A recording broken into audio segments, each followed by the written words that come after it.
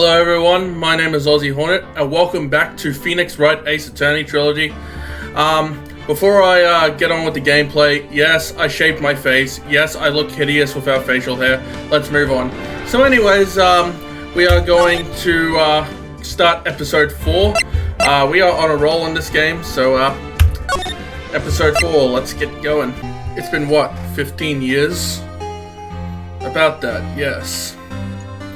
15 years is a long time to wait. You can't imagine how much I've suffered. You've suffered? But now, the perfect opportunity has presented itself. At last, I shall have my revenge. What? Merry Christmas.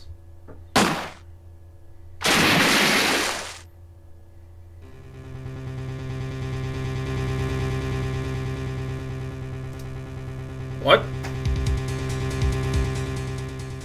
Edgeworth? Christmas Day, Run Co Law Offices. Hey, Nick.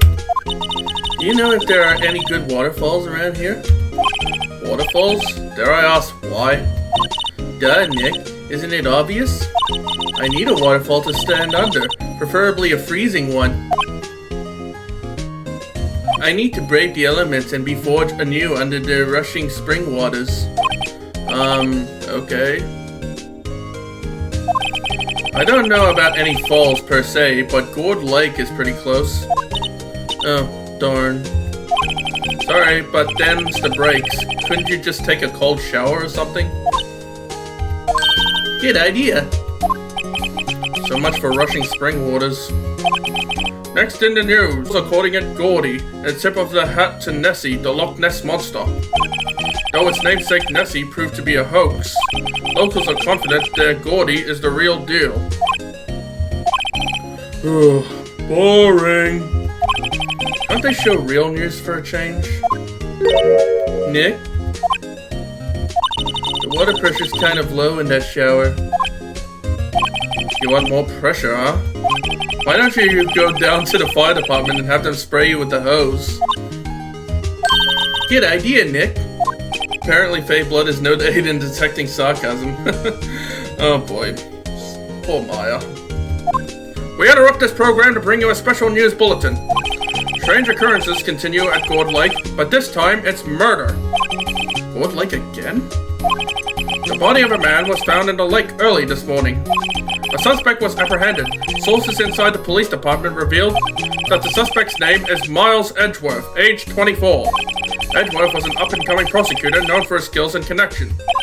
He was guaranteed a long and rewarding career. Has he thrown it all away? Edgeworth? What's going on? Edgeworth would never do something like... Nick? Yes, Maya! The fireman yelled at me when I called him. We've got bigger things to worry about than that.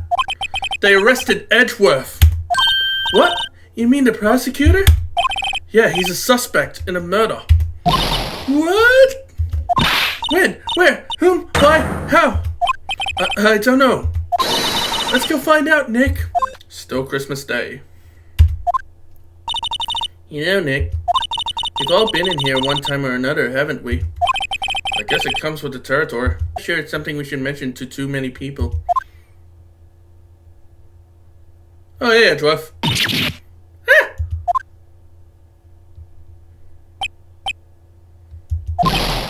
Hey, Edgeworth, come back! What are you doing here? Nick, I don't think he's in a very good mood. What makes you say that? Well, he is in detention.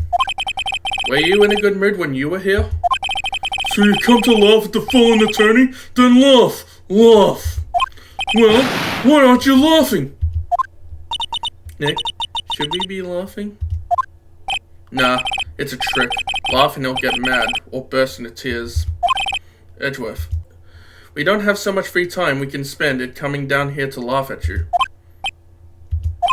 Yes, you do. Actually, he's right. I hoped you wouldn't come. I didn't want you to see me. Not like this. I didn't want to see you like this either, believe me. Edgeworth, tell me what happened. What should I? What are you gonna do about it? Duh! We're gonna help you, that's what. Help me? You? Don't be ridiculous. Sorry? You're a novice. You've only been here in free trials. Hey! Sure, you got lucky and won all free. But your luck's bound to run out someday. You need real skill, Wright. Experience. Nick, he's insulting you. Nick, why am I always the one who has to get angry? The murder took place at Gourd Lake, correct?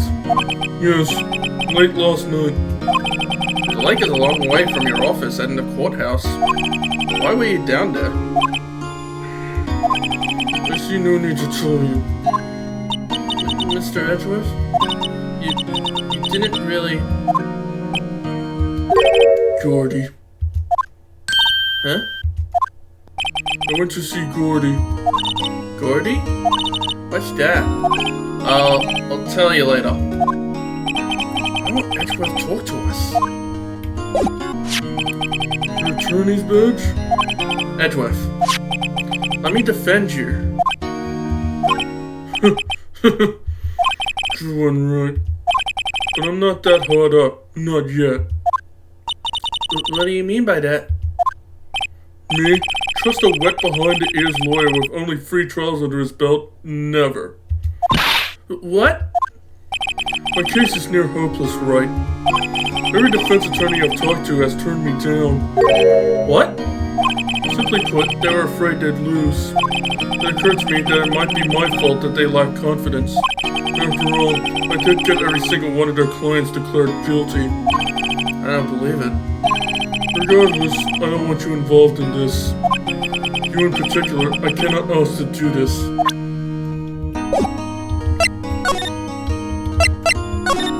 Edgeworth, this is really hard for me to ask. But you didn't do it, right? Right? Think what you will. I have only one request. Huh? Stay out of this case. Why? But Nick is trying to help you. I know that. But I don't want your help, okay? Why not? Well, just go away and leave me alone. Nick, Mr. Edgeworth did it, didn't he? Maya! Let's go investigate elsewhere. But Nick... This is where it happened? Yeah, Gourd Lake is in the middle of this park. I can see some police walking around in here. Questioning people, probably. Hey, isn't that Detective Gumshoe over there? Well, pal! There's enough of us here. Anyone found anything? Sorry, sir. Nothing. Idiot. The trial's tomorrow. We need clues on the double. But sir, there weren't any clues. That's why we arrested that attorney, Mr. Edgeworth. It's clear, sir. He's the one who... Shut up! Just you try saying that again. I'll make you sorry if you do. So just get out of my face, pal. Yes, sir. Damn, Gumshoe's taking no prisoners. Detective Gumshoe's kind of scary today. Recruits! Ah! Hey, you're that hairy guy, Harry Butts! Right, Phoenix Wright. Will he ever learn my name? How can you confuse us two? And just what are you doing here, pal? Investigating? Huh? Well, yes, I suppose. Well, I'm here to help. Ask me anything you want. Bring it! Seems different than usual. I wonder what's up. Mr. Edgeworth hasn't actually asked us to defend him yet. Huh? Oh, you don't say. Detective Gumshoe, do you know what happened here? Huh? You don't know, pal? No. Oh, okay. Mr. Hurden, the fluffy pink cloud's lawyer. Huh? Never mind, I'll tell you. It happened last night about 15 minutes after midnight. There was a boat out on Gourd Lake. In that boat were two men. One of those men shot the other with a pistol. And the shooter was Mr. Edgeworth? The cop who arrived on the scene arrested him. How did they get there so fast? Well, there was a witness. When the report came in, we raced to the lake. A witness? You don't think Mr. Edgeworth is a murderer, do you? Absolutely not! It's impossible! I don't care if there's a witness either. I don't believe a lick of it. Right. Who cares what the witness says? I care. You really believe in him, don't you, Detective? Of course I do. But the police are pretty sure he's the killer. But he's even really taking this investigation that seriously. Oh no. After all the help Mr. Edgeworth has been to us, hard to imagine that no one's standing up to take his side. Well, at least you are, Detective. At least you are. Is it true? No one will take Mr. Edgeworth's case? Yeah. He's a bit of a celebrity. If you defended him and lost, your reputation be sure to suffer. What's more, the case against him is, well, it's pretty solid. I suppose it would be if they have a witness. Hey, pal! Don't tell me you're going to turn your back on him too? Remember the Steel Samurai case? Mr. Edgeworth helped you get your client declared innocent. I know. I went to Edgeworth. I tried. He really doesn't want us to represent him. Especially not us, he said. What? Well, that doesn't make any sense, pal. You should have heard him talking about you after that trial. He kept saying, right, right, right, over and over and over. Nick? I'm not sure that's a good sign. Neither am I. Why wouldn't he want your help? I don't get it. Who was this witness? Sorry, pal, that's confidential.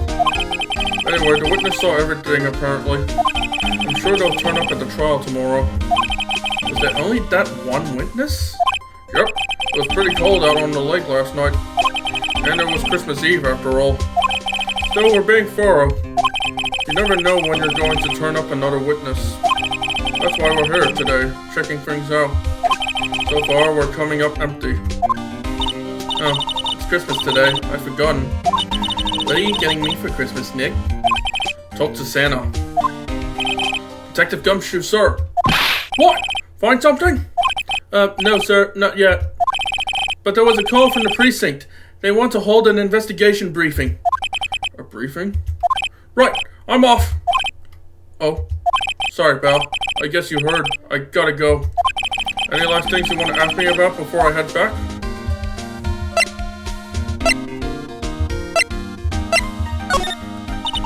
Yes. Do you have any information on the victim?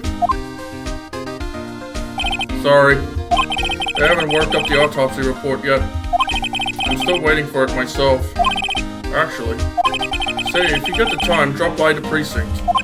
We can talk more there, pal. You're not coming back, Detective? Probably not, pal. So what should we do if we have something to talk to you about? Oh, right. Here, I'll show you how to get to the precinct. Come down and see me anytime. Direction to the police station received from Detective Gumshoe. Oh, hey, Detective Gumshoe. What? We'd like to take a look around in the park. Can we walk around? Yeah, no problem, pal. You got my permission. You know, Nick, I think there's something to be said for talking to people when they're busy. Yeah, they don't have time to think about not giving you information. Right, now let's get investigating. Wowzers, this is Gourd Lake? Yep. I'm not sure it warrants a wowzers, though. Probably not. But hey, look at that snack stand. Samurai dogs. I want a samurai dog, please. I bet they're great. With a name like Samurai Dog, how could they not be? They're a little behind the times, though. The kids are all into the Pink Princess now. I mean, like, you know, Nope. Huh? Someone left some poppers here. You know, you pull the string and it goes pop. Yeah, I know the ones. You see them a lot around New Year's. Hey, Nick, they might be a clue. Let's take them. Come on, admit it. You just want to pop them, right? Was it that obvious? Poppers. I suppose it couldn't hurt. Huh? Where'd they go? Into my pocket.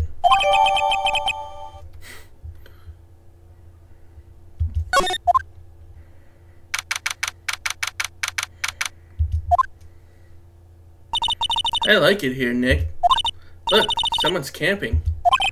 I got guts camping at the scene of a murder. Hey, Nick.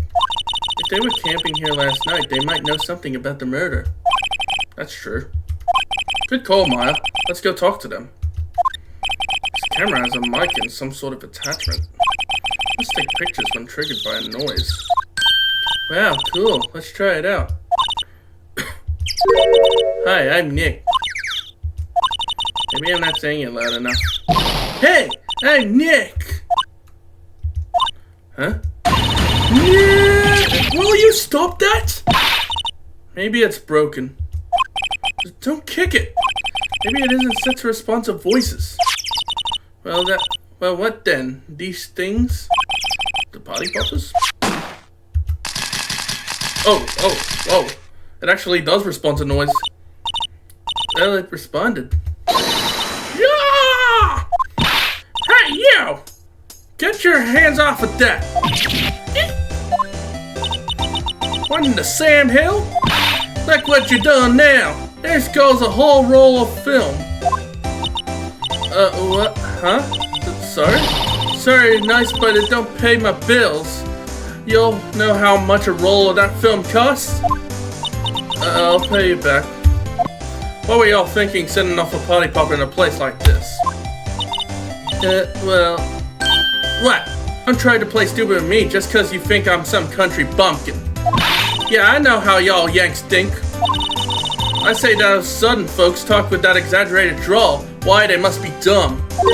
Well, let me tell you, just because I might be dumb don't mean we all are. Nick, help. And who are you now? Her chaperone?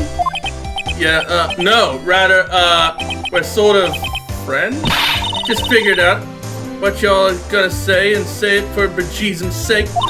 God, I'd rather sift through one of those paper drawls than listen to you stutter all day. Oh boy. I guess we should pay her for the film. Watch it! Yes, ma'am. On second thought, I'll pay later. I'm really sorry. What? Can't you see I'm changing the film on camera here? Someone, I'm not naming any names, but someone who used the whole roll. Sorry. That didn't work. I wonder if I have anything to show her that would get her attention.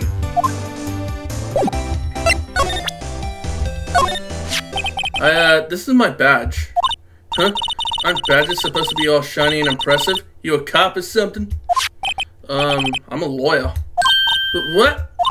Y'all ain't gonna try and pull one of them lawsuits on me over that film now? Cause I'll have y'all know, I'm a fighter and I wrestled meaner looking things than you. No, that's not it at all. We're here investigating a murder that took place here on the lake. A murder? Sounds cool. Why didn't y'all say that in the first place? Go ahead, ask me anything you like. Finally, some cooperation. You too, y'all can come out of hiding now. I won't bite hard. Come to think of it, where did Maya get to? Sorry. I was feeling a little overwhelmed. The culture gap and all. Never you mind, honey. I can talk Yank for you if it pleases you. Thanks. I think I'll be okay. Great then. I'm Lotta Hart, but y'all can call me Lotta. I'm here photographing meteor showers for a research project. Mighty pleased to meet you. I do apologize for the southern accent. Oh yeah, when was that murder anyway? I ain't seen much television lately. It happened late in the night on Christmas Eve. That so? Christmas Eve. A man on a boat was shot. Did you see anything? Well, let me see. A boat, you say? I reckon I might have seen one. Not sure, though. I gotta remember, I've been watching this here lake for a good 3 days now. I've seen enough boats to choke a mule. Kinda hard to remember which I've seen when. So what is it you do, Lotta? Huh? Me? Y'all don't really want to know that, do ya? Actually, I'm a research student at Country U, right in the heart of the heartland. Wow, neat. Nick, he's a research student at a university. Country U. So I hear. So when did you come up here? Let me see. I guess it was about 3 days ago. What are you photographing? Didn't I tell y'all that already? Meteors. Yep, meteor showers. Falling stars. That's quite a camera you have there. Y'all better know it. It's German made. A genuine Solingen. Isn't that where they make knives? So what's that device you have stuck to the camera? Huh? Device? The camera went off all by itself when I fired my party popper. Oh, that mic triggers the shutter whenever it detects certain sounds. It's programmed to pick up loud noises right now. A programmable camera? Neat. Okay. Lotta? Yeah? So your camera, it triggers on loud explosion noises? Yep. Actually, the victim in the case we're researching, he was shot with a pistol. A pistol? Right. Now, wouldn't a gunshot make a similar noise to our party popper? I guess it would. Your camera didn't get a picture of the murder, did it? Hey! Y'all are pretty bright. Huh? I see what you're saying. Tell you what, I'll have a look-see at my film. Would have been a photo taken late last night? I checked him once, don't remember if there was anything on him though. But what if I got some? I could be witness to a genuine murder. Yeehaw! I'll go check that film. I'll come back now, you hear? She went inside her SUV. I guess we should come back later. I guess Detective Jumpshooter is still in that meeting. Hey! Thanks for coming down, pal. Detective Gumshoe. We just finished the meeting, for better or for worse. I get the feeling we're in for some bad news. Do you know anything about the victim yet? No, still can't ID him. Has Mr. Edgeworth said anything?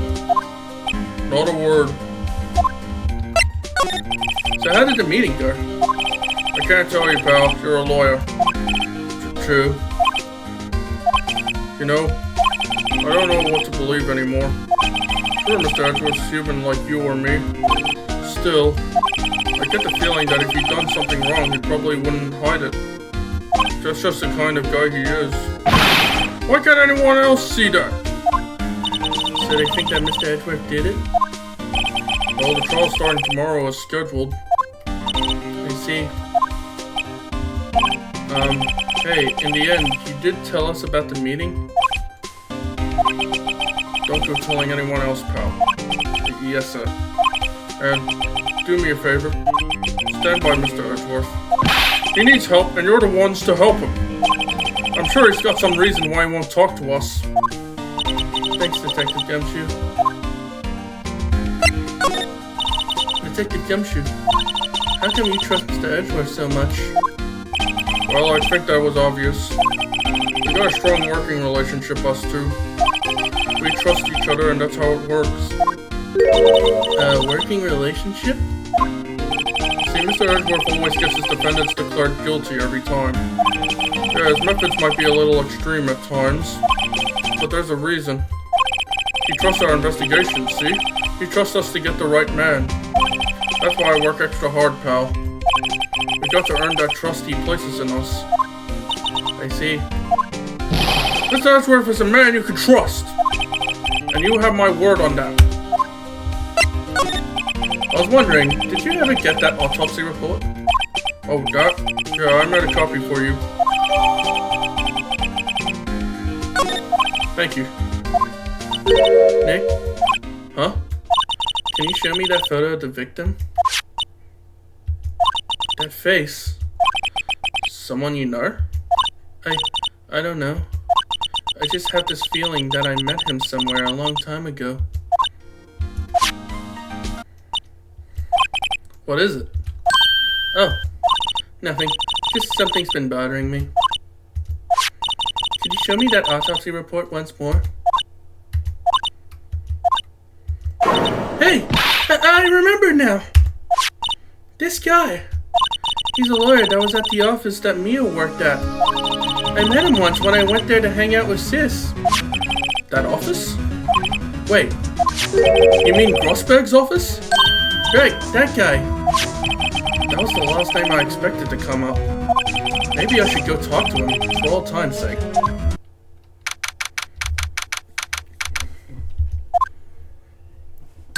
Hey, y'all.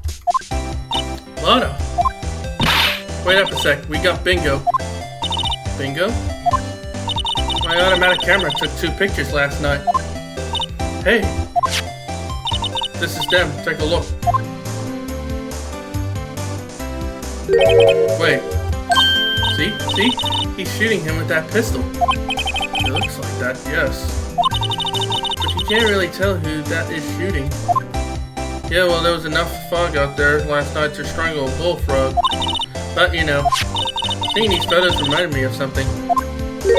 What? I saw the murder happen. I'm a witness. What? Are you serious? Of course. How do you forget? Never mind. Y'all reckon I should tell the cops?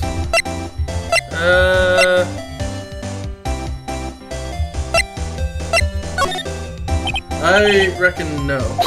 What's that? Now don't y'all think y'all can pull one over on me just because you speak the lingo. I know enough to know when you see a murder. You'd best tell the cops. It's my obligation as a citizen. Hey, so I'm off to talk to the cops. Y'all can have this photo. Later. Wait! Lotta! What? Can't y'all see I'm kinda busy? Tell us what you saw too, please. Nice try, honey, but I wasn't born yesterday.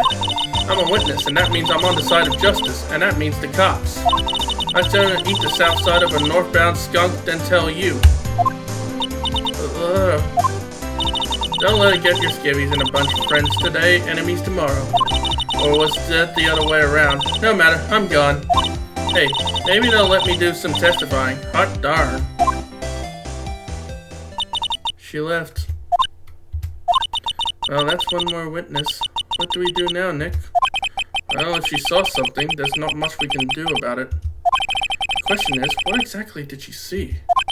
I guess we'll find out in the trial tomorrow. Looks like the police have given up their interviewing. Hey! Ah! Nick, I think Santa's mad at you. Long time no see, Nick. Nick? You know Santa? Wow, Nick and Saint Nick. Hey, I see the connection. Don't be ridiculous. Dude, it's me! Larry? Oh, for fuck's sake. This idiot. What are you doing here? Isn't it obvious? I'm working my day job. I sell samurai dogs. Want one? Gotta get money for dates. You know, my girl Kiance deserves the best. Kiance? Oh, not a model, I hope. No, Kiance's a fine woman, Nick. It was her idea that I wear this costume. She was all, you go, girlfriend, you know? She bought this costume for me. That's great, Larry. Wow, a Santa costume? He must be really nice. Whoa, cute. Nick, who's she? She's not my, what? No, she's not. I'm his partner, Maya Fey. I'm, the little sister. Sister? Wow, Nick, must be tough. Working 9 to 5, having to take care of a little sister? No, I'm not Nick's sister. I'm my older sister's little sister. Huh? Sounds great. Don't worry, Maya, he's not listening. Hey, Larry. There was a murder here last night. And since you work here, have you heard anything? Nick, you're wasting your time. Last night was Christmas Eve. He was his fiancé, obviously. He wouldn't have been standing out here in the cold. I think what you just said caught him off guard, Maya. No, it's just... Fiancé's not in town right now.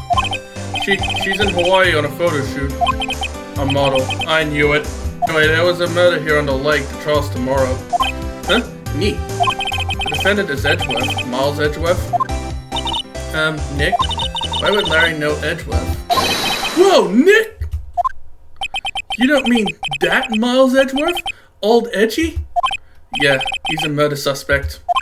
Whoa, murder? Huh? You know Mr. Edgeworth, Larry?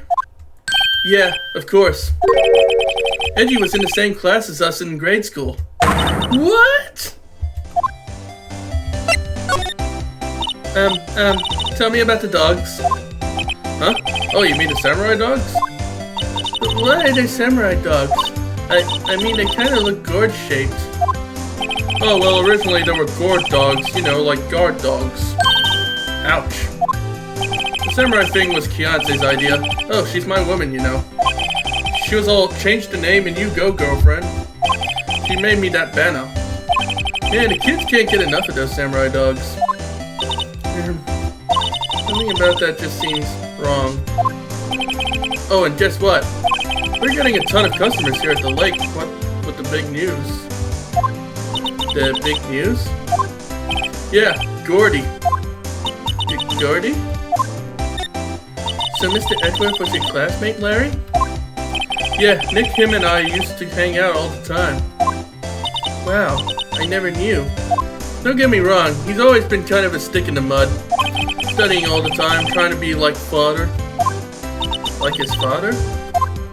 Yeah, Edgy's pop was a famous defense lawyer back in the day. Wow. Wait, you said defense lawyer? Yeah. Wait a second. But Mr. Edgeworth is a prosecuting attorney. What? Edgy's got a proboscis on his knee? No, he's a prosecuting attorney. That's like the total opposite of a defense lawyer. Huh? Go figure. He always used to talk about defending the weak who were unable to defend themselves. Man, he used to go on and on about man's duty to society and all that. What a bore. I wonder what changed his mind, though. Do you know, Nick? Nick? What's Gordy? Huh? You mean you don't know? It's here in this very lake. A giant, mysterious monster. Gordy. Monster? Yeah. Check it out. This is an article from yesterday's newspaper. There's a photo. Wow, it's really real. Well, it looks like one. Nick, a monster! A real monster! Yeah. It's probably just a log or something, right? Hey, there's a quote here from the person who took the photo. What's this? I set the camera to automatic, and when we got into the frame, I heard a loud bang, like an explosion, followed by the sound of something slipping into the water. I wish I could have seen it. Why would there be a sound like an explosion? Larry, could I borrow this article from you? Sure, no problem. That'll be $1 million. 1 million? Grow up, Larry.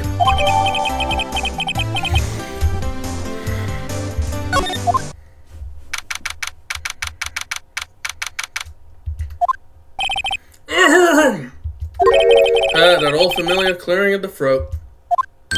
Aha! You're Mia's something, are you not?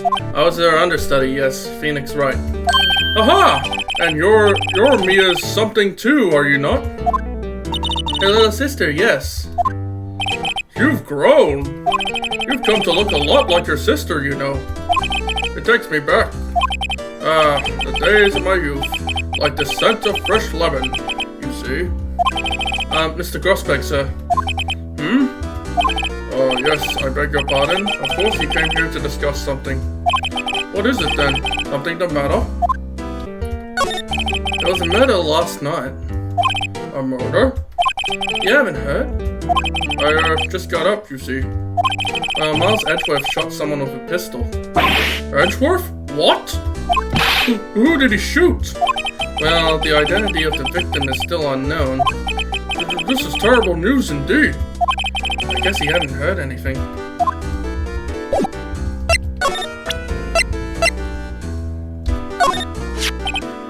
Strange. I feel as though I've seen this man somewhere before. Ah! Did you remember? He was a lawyer here in my office. That's Hammond. Robert Hammond. Mr. Hammond? And you say this is the man Miles Edgeworth shot? Mr. Grossberg, whatever happened to that painting? Oh, yes. I do not think it shall ever be coming back home to this office. I can't exactly claim it as stolen. I suppose it's my just desserts. All bitter desserts. Who is this Hammond guy anyway? Mr. Hammond. He was a defense attorney in that case. That case? Yes, the DL6 incident. DL6? Why does that sound so familiar? Perhaps you remember. I'm sure someone mentioned it during the trial for Mia's murder. That was the incident where the police were so at a loss they used a spirit medium. Wait, you don't mean... Was that medium my mother? Yes, my dear. The spirit medium, Misty Fey, your mother, contacted the spirit of the victim. But the case was a loss. No conviction was made. The DL6 incident, yes. Happened 15 years ago. A very strange case indeed. They never caught the criminal, right? Correct. Misty Fey used her powers to talk to the spirit of the late victim. Her testimony led to charges being laid against one man. But Mr. Hammond won the case and the suspect was declared innocent. And the police blame my mother, calling her a fraud. You're the one who helped her out then, right, Mr. Grossberg? Yes, quite. Thank you. No, please. Don't mention it. DL6. I thought I'd hear that name again. But wait, what does that case have anything to do with Mr. Edgeworth? It has everything to do with Mr. Edgeworth, my dear. The victim in the DL6 incident was not other than his father, Gregory Edgeworth. What? His father? If you want to know more, you should ask him yourself. Show him this. I'm sure he'll talk to you. Wait, this is a photograph of my mother. Oh. What's this? I was hoping you'd gotten my message the first time. Edgeworth, what about your defense? It's no concern of yours. Guess he hasn't found anyone yet.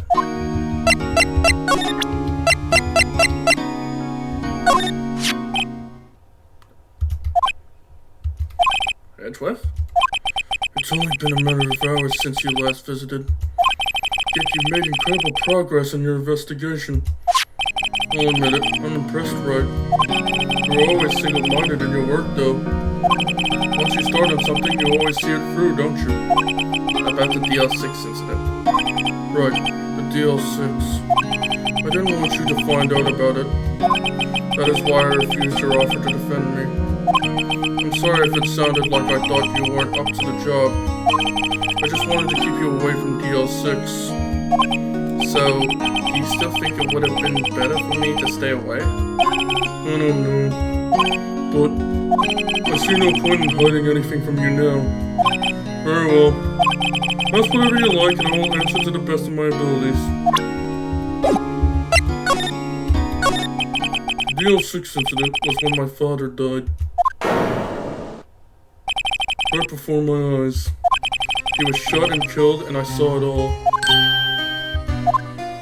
The memories from that time are foggy. I suppose it's a self-defense mechanism. In any case, the suspect was arrested. A man. It's pretty clear he was the only one who could have killed my father. The spirit medium they used to talk to my late father said the same thing. It was an attorney by the name of Robert Hammond that cleared the suspect's name. And Hammond is the victim in the Gold Lake murder. Correct.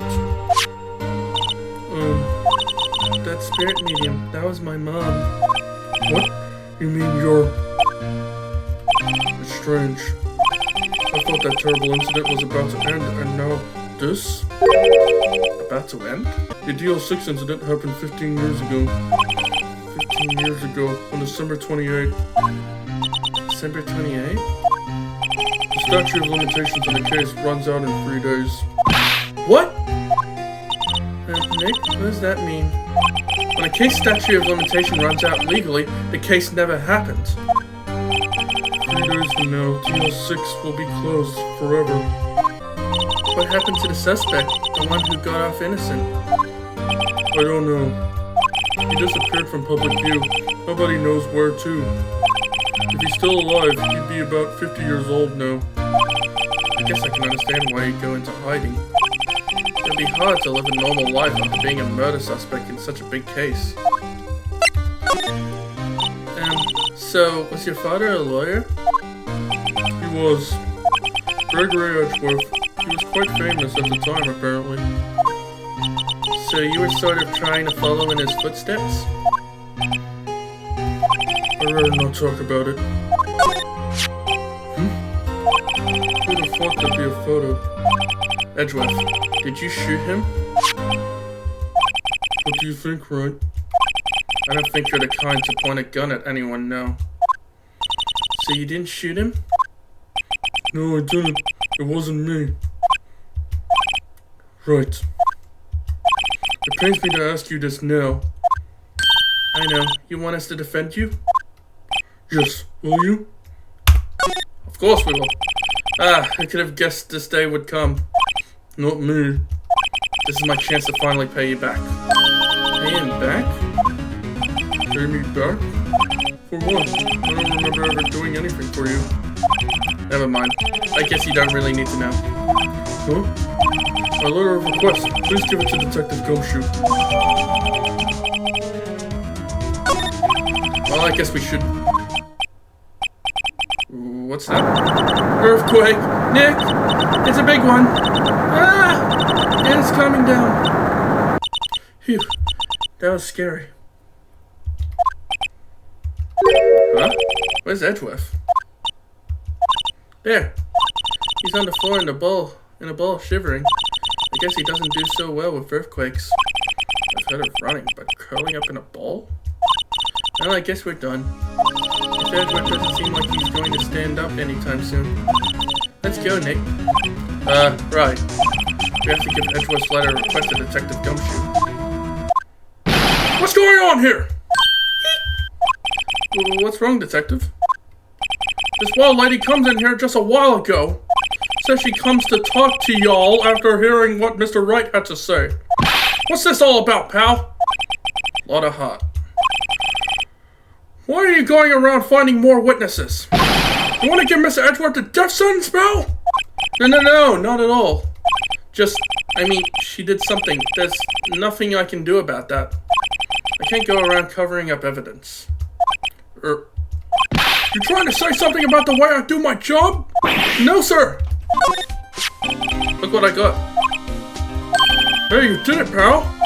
Glad I waited till the last minute to file those papers. I'll rip them up and start new ones for you. Thanks, Detective. We'll see you in court tomorrow, then. Good luck, pal. Hey, you guys feel that earthquake a little while back? I was worried. Worried?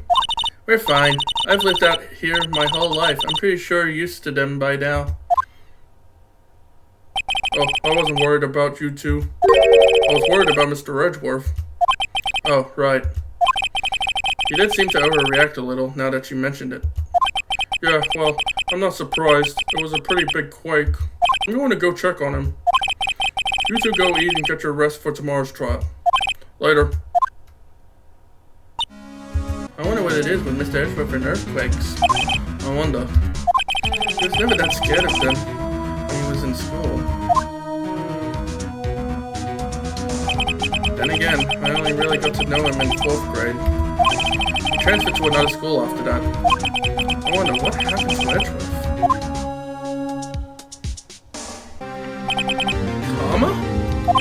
That's right, Manfred von Karma.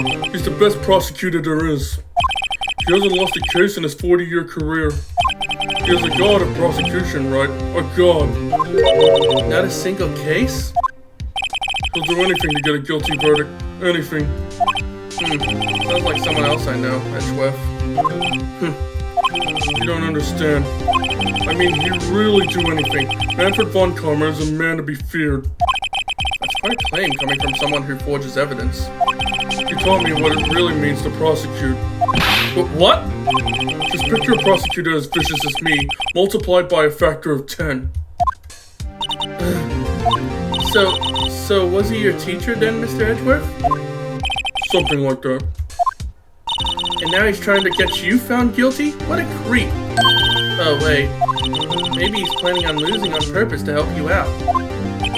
Not a chance. He hasn't lost once in 40 years. 40 years. He's as ruthless as me times 20. That's pretty ruthless. Like I said, he's a god among prosecutors. I guess that's something like Mia was to me. Speaking of Mia. Maya? Uh-huh. We could really be using Mia's help right now, don't you think? No. I can't. Sorry, I tried. I really tried, but I couldn't reach. You couldn't reach? I think it's because I haven't been training. My powers are weak again. Oh man, what bad timing. I'm really sorry. I'll try my best. I hope so. What are you whispering about? It's nothing. Well, it's time. Let's head in. Court is now in session for the trial of Mr. Miles Edgeworth. Defense is ready, Your Honor. Oh. Mr. Von Karma? Is the prosecution ready? Honestly think that I would stand here, I'm not completely prepared. Right. My apologies. You even got the judge scared. Very well. Your opening statement, please. Decisive evidence. A decisive witness. What else could possibly be required? Nothing, of course. That should be fine. The prosecution may call its first witness. What's with this guy? Is he royalty or something? How am I supposed to fight against this? I called the detective in charge of this case. Detective Dick Gumshoe. Okay, Gumshoe's first. Let's see how this goes.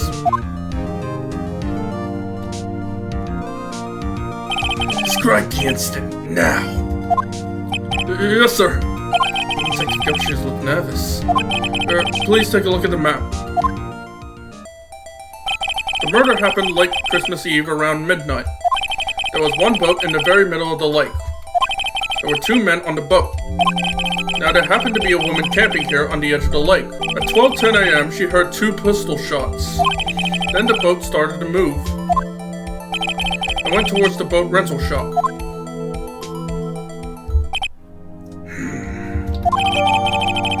Overhead map added to the court record. Testify to the court about the arrest, now! Wait, Mr. Von Karma. Yes. Actually, I'm the one that's supposed to be handling these proceedings. Wrong. There's only one thing you need to do here. You will slam down your gavel and say the word guilty. That is your role. Yes, of course. You're quite right. No, he's not. Damn, he's ruthless. This Von Karma guy is very ruthless. A man called into the station around 30 minutes after midnight. We headed to the scene of the crime as fast as we could. That's where we found Mr. Edgeworth.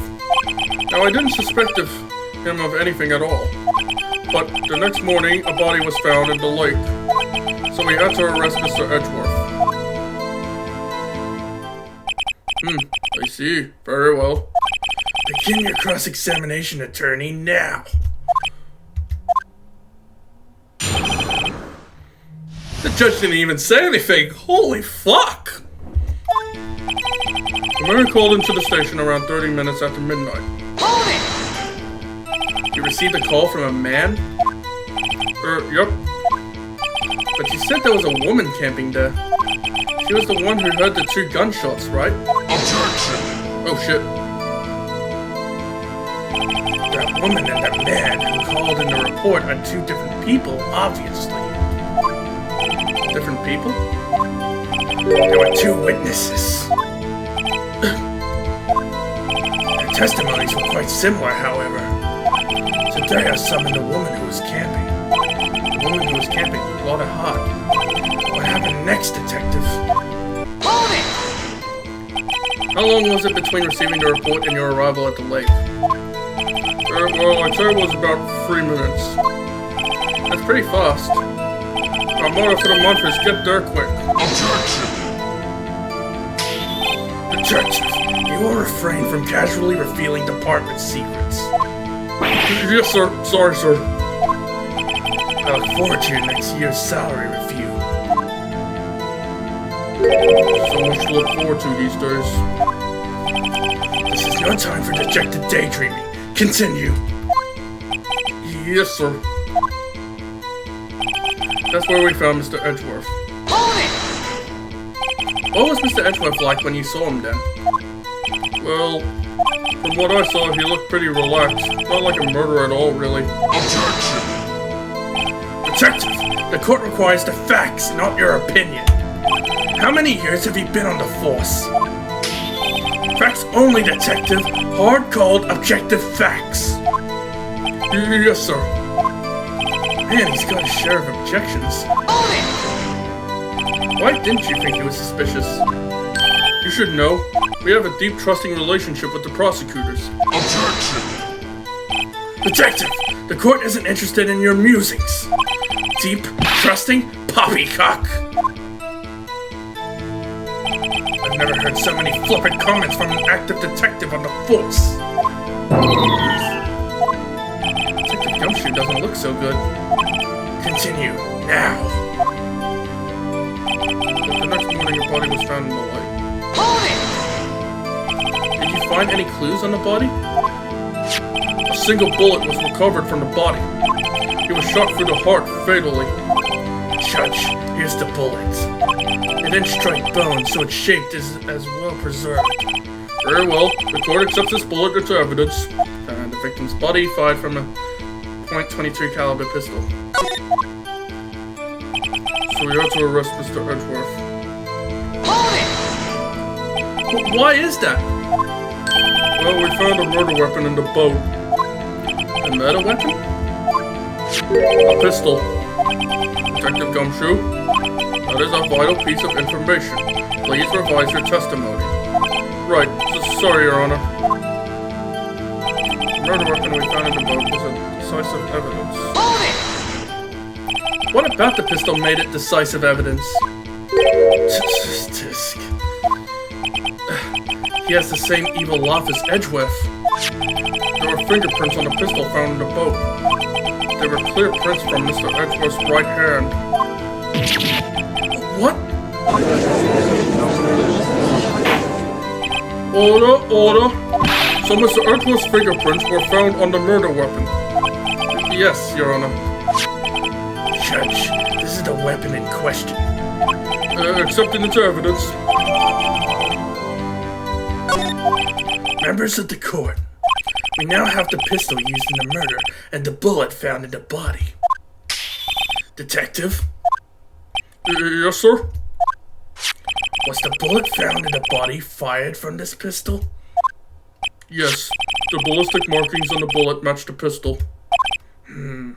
Hey, Nick. What does he mean, ballistic markings? Shocking. To imagine someone here does not know something as basic as ballistic markings. Nick, he's glaring at me.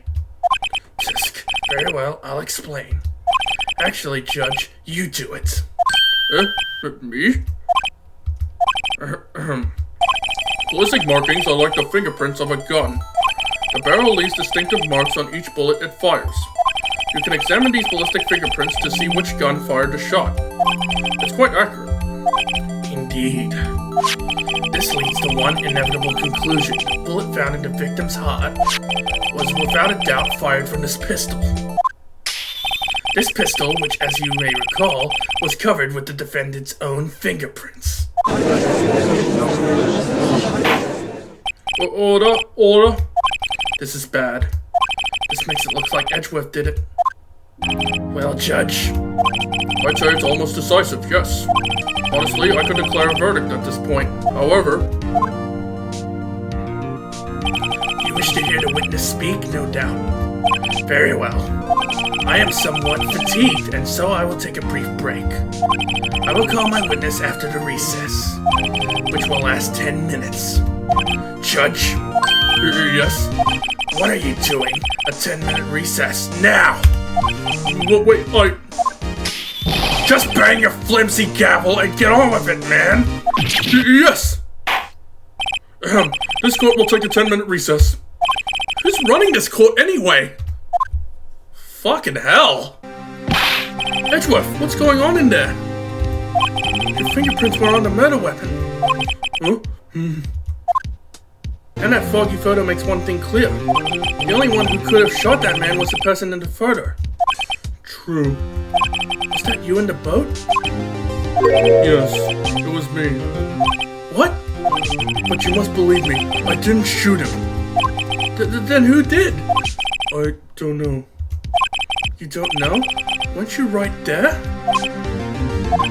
heard a gunshot from very close by. Then the other man fell from the boat. I can't say why, but I thought at the time that he had shot himself. You mean it was a suicide? That's the only explanation I could come up with. Huh? How am I going to convince anyone of that? Say, Maya? Huh? What? Any progress with Mia? Oh. Sorry, it's no good. Ugh. I know. I'm no good for anything, am I, Nick? If I can't call my sister, I might as well not be here, right? Of course not, I need you here. I can see you're always trying to help out. Even if you don't actually help, it's the thought that counts, right? It's okay, Nick, you don't have to make me feel better. I don't know anything about trials or defense. Or I'm a spirit medium who can't even contact spirits. Everyone has their off days. I mean, I've just been getting lucky lately. But you never know when my luck is going to run out. Really? Whoa, right. Don't jinx this case any more than it already is. It's bad for my heart. Sorry. Whoops. Court is back in session. Mr. Von Karma, call your witness. Yes! Well, Miss Lana Hart, take the stand. Lana Hart, you're a research student at a university? That I am.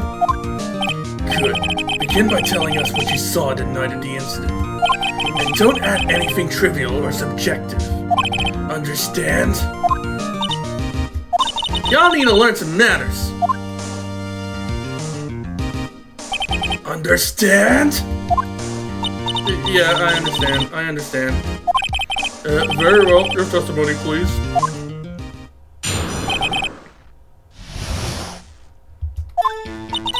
It was Christmas Eve, just after midnight, I reckon. I was in my car. I heard this bang come up from the lake. When I looked out the window, I saw two gents in a boat. Then there was another bang. There wasn't an area thing on the lake but that boat. Enough. Huh? Judge, she happened to take a photo of the incident. This is that photo, accepted as evidence. Well, this is a surprise. This looks like the very moment of the murder.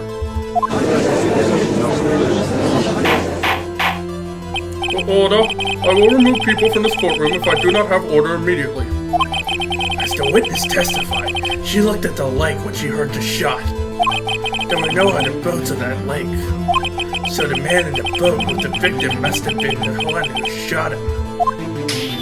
Yes, it was the defendant, Miles Edgeworth.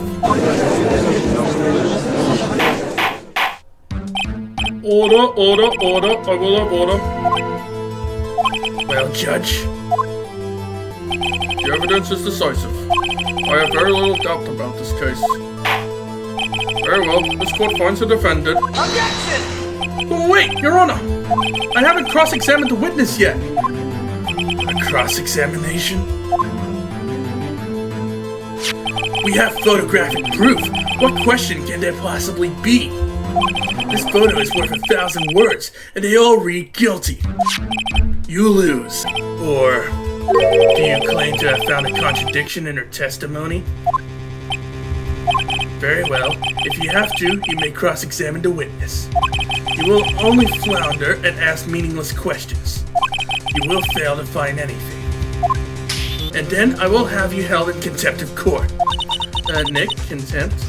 Contempt of court, you know. I guess I understand.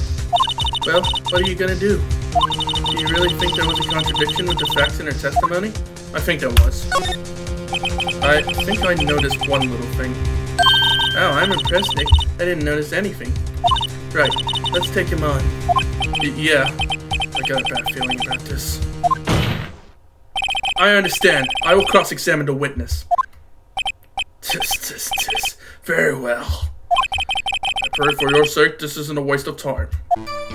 Hold it! Why were you camping there anyway? I'm a research student at my university. I was taking pictures to use in my research. What research? This all sounds suspicious.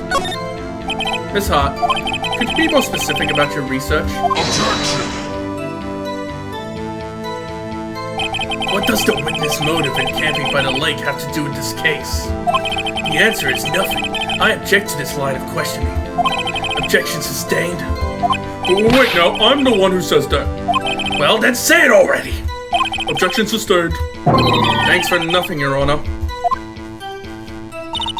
I heard this bang come up from the lake. Hold it! So you weren't looking at the lake at that time? Nope. I looked after I heard that noise. Objection! She said that already.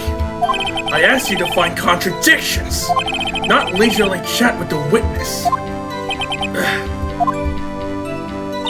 When I looked out the window, I saw two jets on a boat. Hold it! Could you clearly see the two men? Just look at the picture. Clear enough for you? Uh-oh. Wait a second. I wasn't asking you about the photo. I was asking if you saw the two men. Yeah, well, of course. Objection! Oh, for fuck's sake. The witness has testified that she saw them. There's also a photo. You best look elsewhere for your precious contradictions. He jumped in quick. He's hiding something. And there was another bang. Hold it! Were you watching the very moment the shot rang out? Well, yeah, sure. Objection! You're asking meaningless questions. Meaningless! Contradictions, Mr. Wright, not meaningless babble! Come, I think I hate you. He's trying to keep me from talking to the witness. To what end? There wasn't nary a thing on the lake but that boat. Hold it! Are you sure about that? Yeah, sure as a country gal can be. That sounded pretty sure. How come you're so sure? Well, heck, I scanned the whole lake. Scanned the whole lake? Almost sounds like she was more interested in the lake than the boat. Miss Hart, you... Objection! Mr. Wright, the witness has answered the question in full. No need for further questions. Objection sustained. That's what I'm... Sustained! Yes, of course. Oh, great. What am I supposed to do now? There weren't any contradictions in there. Sorry, Nick. If only my sister were here. I was really taking this hard. Enough. I think we've heard all we need to hear, Mr. Wright. It seems you are unable to find a contradiction in the testimony worth noting. But, Your Honor! You keep your promise.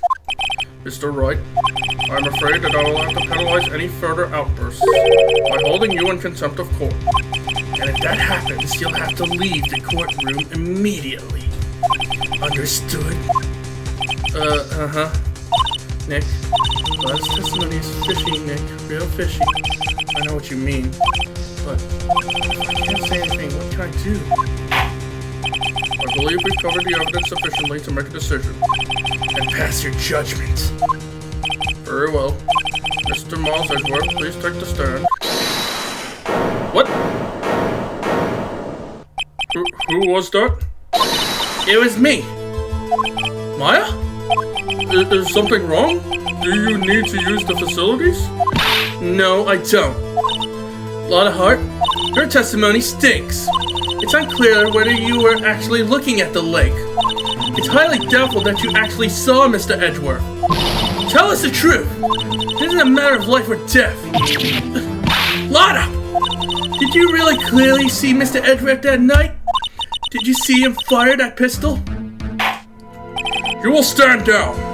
The court does not acknowledge the defense outburst. Answer me, Lotta.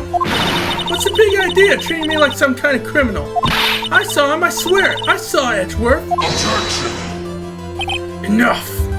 Judge, declare the defense in contempt of court. Yes, of course. I'm sorry, but you were warned. Guard, escort Mr. Wright out of the courtroom. He is in contempt of court and must leave. No. Wait! I was the one who made the outburst, Your Honor. Nick is innocent. Ha! That's different. All that remains is for the guilty verdict to be declared. Isn't that right, Mr. Phoenix Wright? Wrong! What? Did you hear what Miss Hutt just said? She said she clearly saw Mr. Edgeworth. That was not in the testimony! That changes her testimony and I have a right to cross-examine her again! Order. You're in contempt of court. It's too late for wild claims. Judge, sustain my objection. I'm sorry, Mr. Von Karmer, but I cannot. What?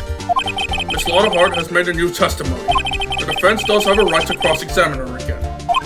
But he's in contempt of court. No, I am. If you're going to arrest someone, arrest me. Very well. My affair.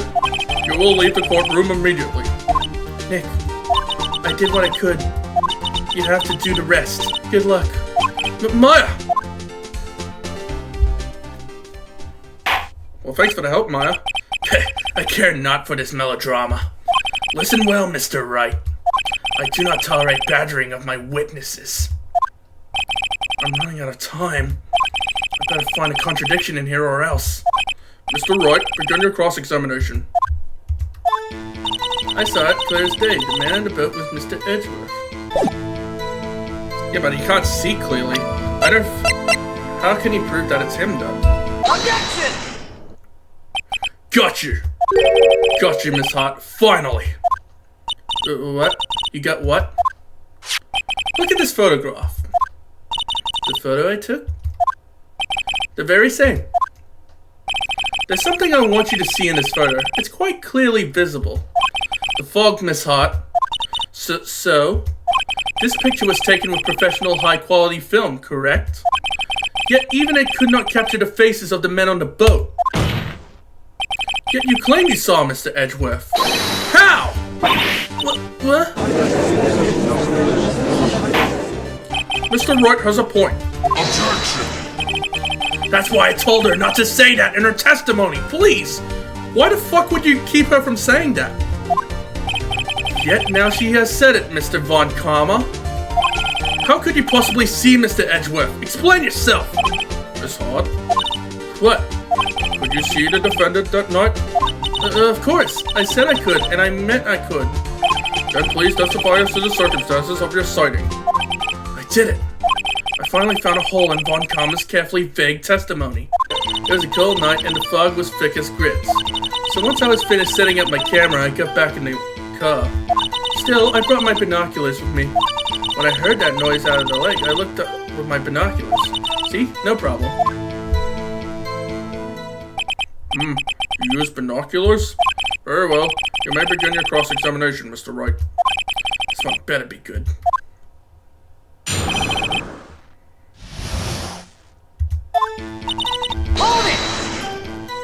Your camera? Yeah, you got it automatic. Objection!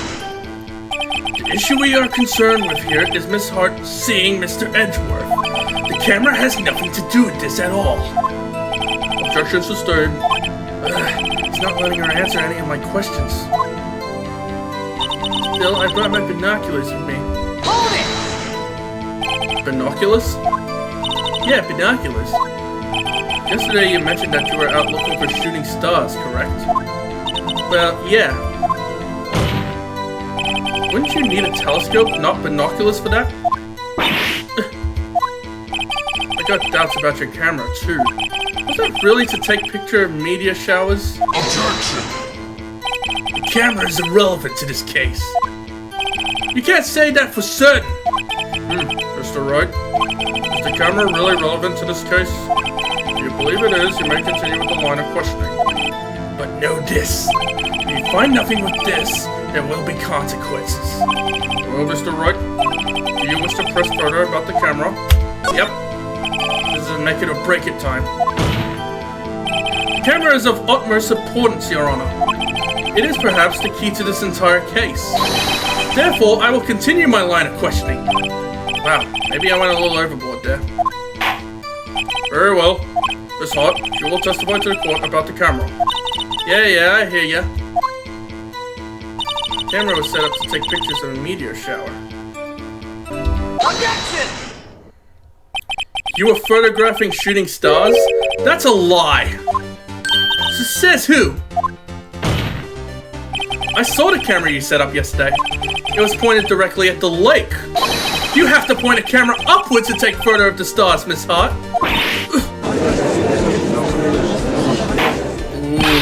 Mr. Wright, what are you driving at? The witness was not at the lake to photographing shooting stars, Your Honor. Well then, what exactly was she photographing? Your Honor, take a look at this. What was Miss Hart trying to photograph at the lake? Gordy! Take that! Miss Hart, this is what you were trying to photograph. What's this? A newspaper article? Gordy? Oh, the sighting at Gord Lake. Well, Miss Hart, I never heard of no lake monster. You got proof or something? Let's see you prove that I was down at the lake trying to photograph this Gordy. I have it. Proof. Intriguing. Very well, let's see it. And no joking around this time, please. What is proof that the witness was trying to photograph Gordy, the lake monster? The camera. Take that! The proof, Miss Hart, is your own camera. Your camera was set to take photos in response to loud noises, correct? Thus, this photograph here, taken when a gun fired on the lake. And here, this article about Gordy. According to this article, Gordy made a loud noise when it emerged. Well, you were trying to photograph Gordy, weren't you? That's why you had to set your camera to respond to loud noises. Order, order. I see. I too thought it was a little strange. Yeah, sure. Well, Miss Hart, you were camping there to try and take a photo of Gordy, weren't you? Yeah. Not bad. Not bad. Are all you lawyers that smart? So smart, boy. I was down there trying to photograph Gordy. You got me. So what? Huh? That don't change what I saw, does it? Exactly. Just used several precious minutes of our time to prove it's nothing more than that the witness is an idiot who thinks monsters exist. Hey! But as she so succinctly said, so what? It changes nothing. Not true. You were hiding the whole thing about Gordy for some reason, I know it. But what could it have been? Whatever it is, I'm getting to the bottom of this. Miss Hart, why did you hide the fact that you were searching for Gordy from the court? Please revise your testimony. Right, fine, I'll testify. It won't change nothing, though. Something will change. It has to. And I'm going to spot it.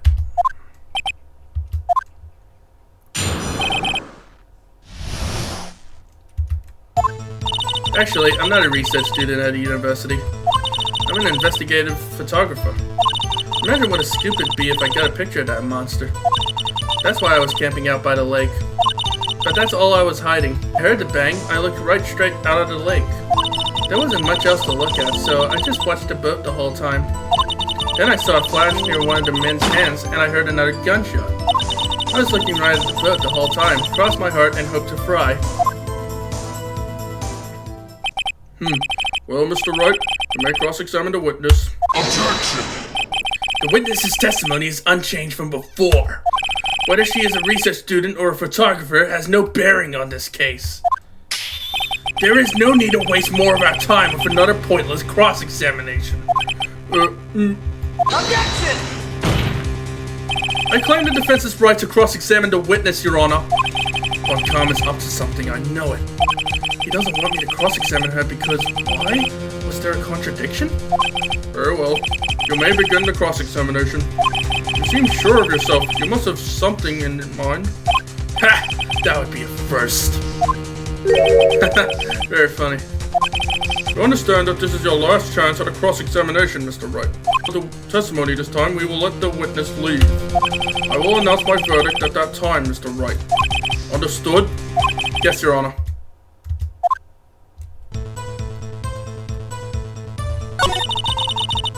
Hold it! An investigative photographer? Yep.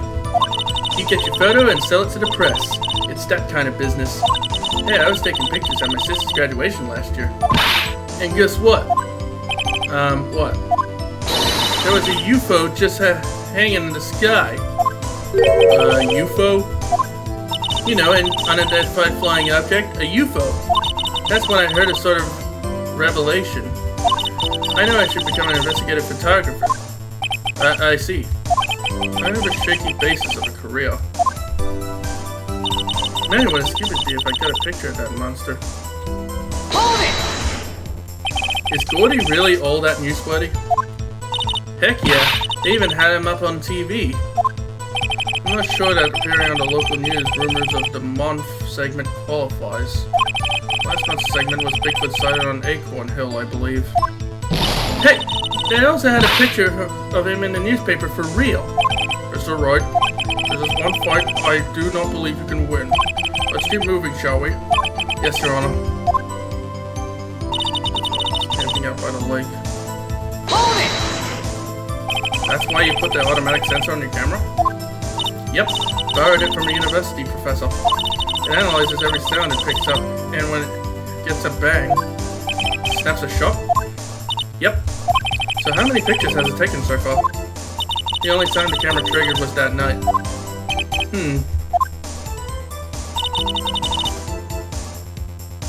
Hold it!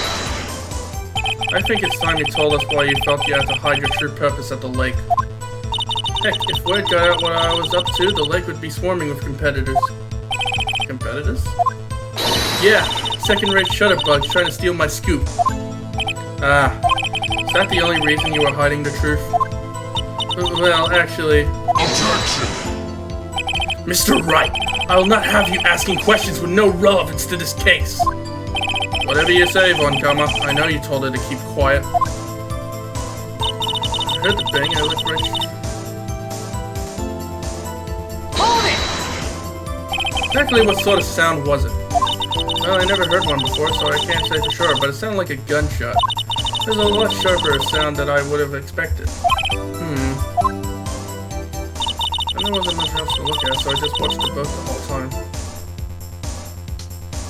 Hold it! There wasn't much else to look at? Yep.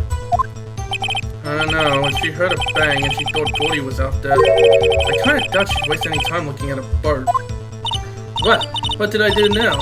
What are you giving me that look for? That place is suspicious. Maybe it's time for some evidence. Witness, continue. Hold your hush puppies, Pops. I'm getting there. Objection! Miss Hart, were you really looking at that boat? What's with you? Of course I was looking at it. It was the only thing out there. Any normal person be looking at it. I agree, any normal person would. But you are far from normal. What? Y'all want to step over here and say that? You were camping at the lake to take a picture of Gordy. Think about it. What would you do if you heard a loud noise? You'd be scanning the lake for any sign of Gordy, that's what. You wouldn't give the boat a second thought. Order. Continue, Mr. Wright. You testified that you were watching the boat through binoculars. However, you wouldn't need binoculars to watch the boat. You needed them to search for Gordy, and that's what you were doing.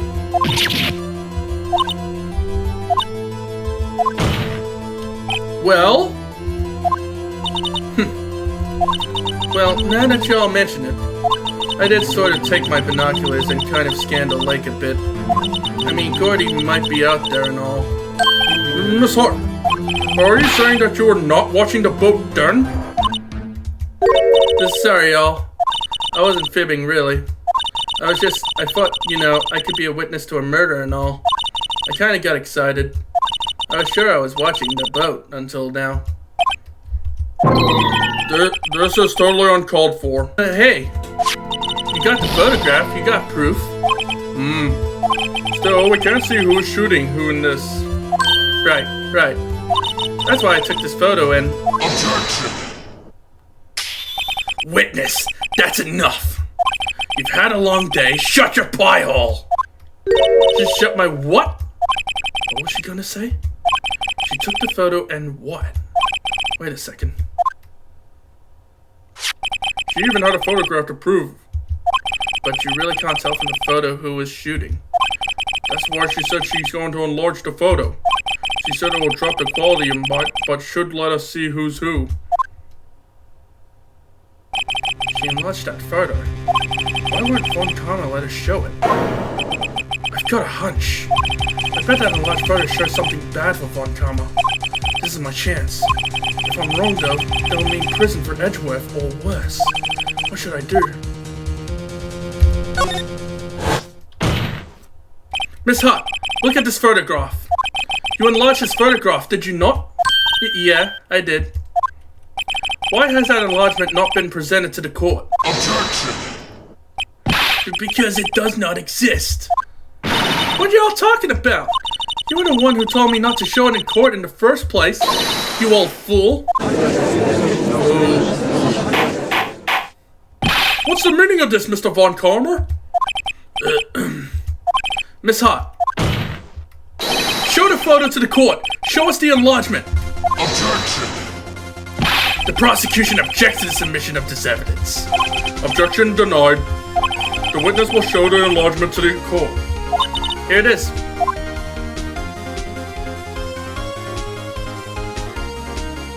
You still can't see. We still cannot see who is firing in this. It could be the defendant, or maybe it's not. Regardless, I'll accept this as evidence. Happy now, Mr. Wright? It has to be something. You asked for the enlargement. You got the enlargement. And little good it has done any of us. That's why I requested she not show it. I suppose this means that the cross-examination is over, obviously. Then I would like to close the cross-examination of Miss Lotta Hart. And none too soon. That was a flagrant waste of my time. Mr. Von Karma, do you have anything to add? I stated everything I needed to when this trial began. Decisive evidence, a decisive witness.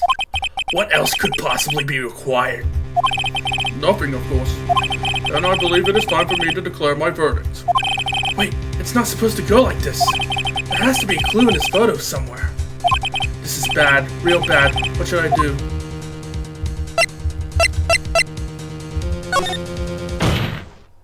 Your Honor, there is something decidedly strange with this enlargement. What that might be? Mr. Wright, you will show the court what you mean. What about this photo was strange? Okay, here goes nothing. Show the judge what's strange about this photo. He's shooting from his left hand. Take that! Here, Your Honor. The shooter? I'm not sure I understand. What about the shooter is strange? Look at the hand holding the pistol, Your Honor. The hand? The hand directly contradicts another piece of evidence. This man's left hand does what? Let me show you. I'll show you the evidence that the left hand contradicts. The evidence said it was from Edgeworth's right hand. Take that! The evidence is clear. The man in this photograph is holding that pistol in his left hand. However, the prints on the murder weapon were from Edgeworth's right hand. Ergo, the man shooting the pistol in this photograph is not Mr. Edgeworth.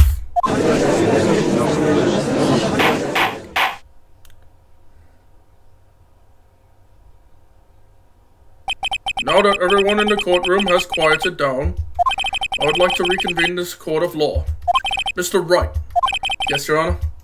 You have given us definitive proof today. We now know that it was not Mr. Edgeworth who fired the pistol that night. However, this leaves us with a rather large problem. If Mr. Edgeworth didn't do it, then who shot our victim? Precisely. As we have seen, there were no other people in the lake that night. Who but the defendant could have shot the victim?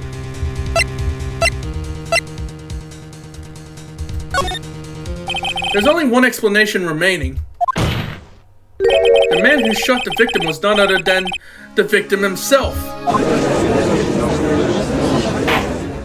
Order. So you were saying that the victim committed suicide? Yes, Your Honor. I can think of no other explanation. Indeed, that does seem to be the only remaining option. Objection! I'm so very, very sorry, Mr. Wright. But suicide is out of the question. What? An examination of the victim would reveal the distance at which he was shot. The distance? The victim was clearly shot from further than a meter away. A meter? That's 3 feet. There is no way it could have been suicide. Damn it, he got me. Order. Mr. Von Kalmer, are you sure of the accuracy of your data? Of course, I had already considered the possibility of suicide, you see.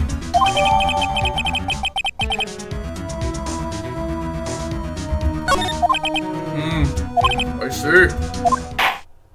Very well, allow me to state my opinion. Considering the situation, the shooter had to be the defendant, Mr. Edgeworth. However, the prints on the gun revealed that the shooter was not Mr. Edgeworth. This is a conundrum. Therefore, I would like to suspend proceedings for this trial of the day. The court orders the defense and the prosecution to further investigate this matter. Understood? Yes, Your Honor. That is all. This court is adjourned. Phew, that was a close one. Hey, did you have anything to say? No, I have yet to be declared innocent, right? Well, yeah, but what happened out there on the lake anyway? If he didn't commit suicide, then who? The shooter was about a meter away, too. What? Don't give me that look. I did not kill him. I was just kidding around. Look, I'm going to go check on Maya. Oh, right. What? Tell her something for me. What?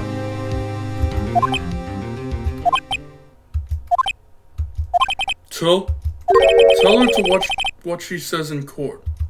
That's all. Would it kill you to just state how you really feel with a thanks, Edgeworth? I requisitioned a transcript of Lotta's entire testimony. I thought it might give me some ammunition for the trial tomorrow. Of course, she didn't see the shooter. So the only part of her testimony that stood was the bang she heard.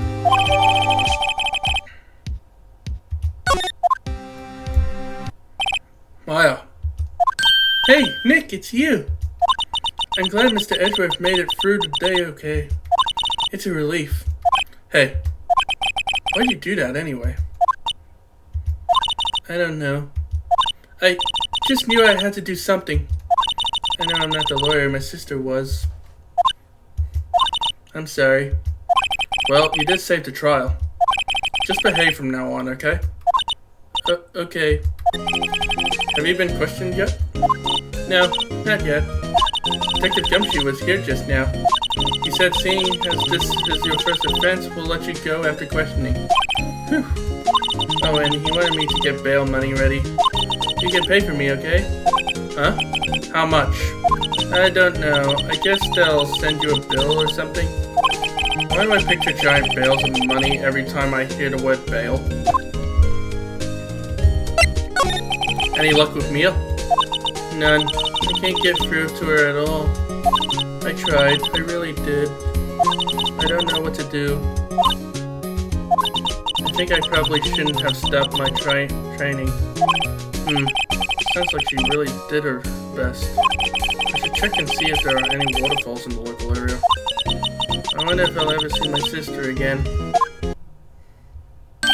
Hey, Detective Gumshoe. Hey, Pearl. For trial today, Yes? What about the trial?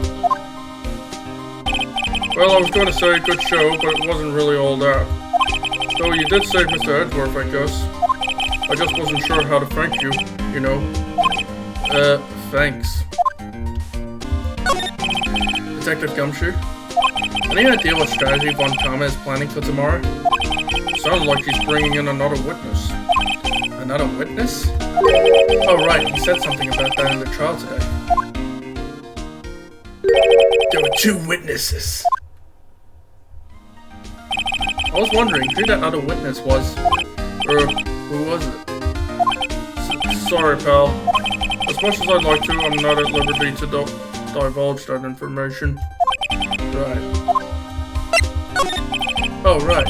I wanted to ask you something about Edgeworth. What's up? Is he afraid of earthquakes? I never heard anything about that before. Mr. Edgeworth doesn't talk about himself too much, see?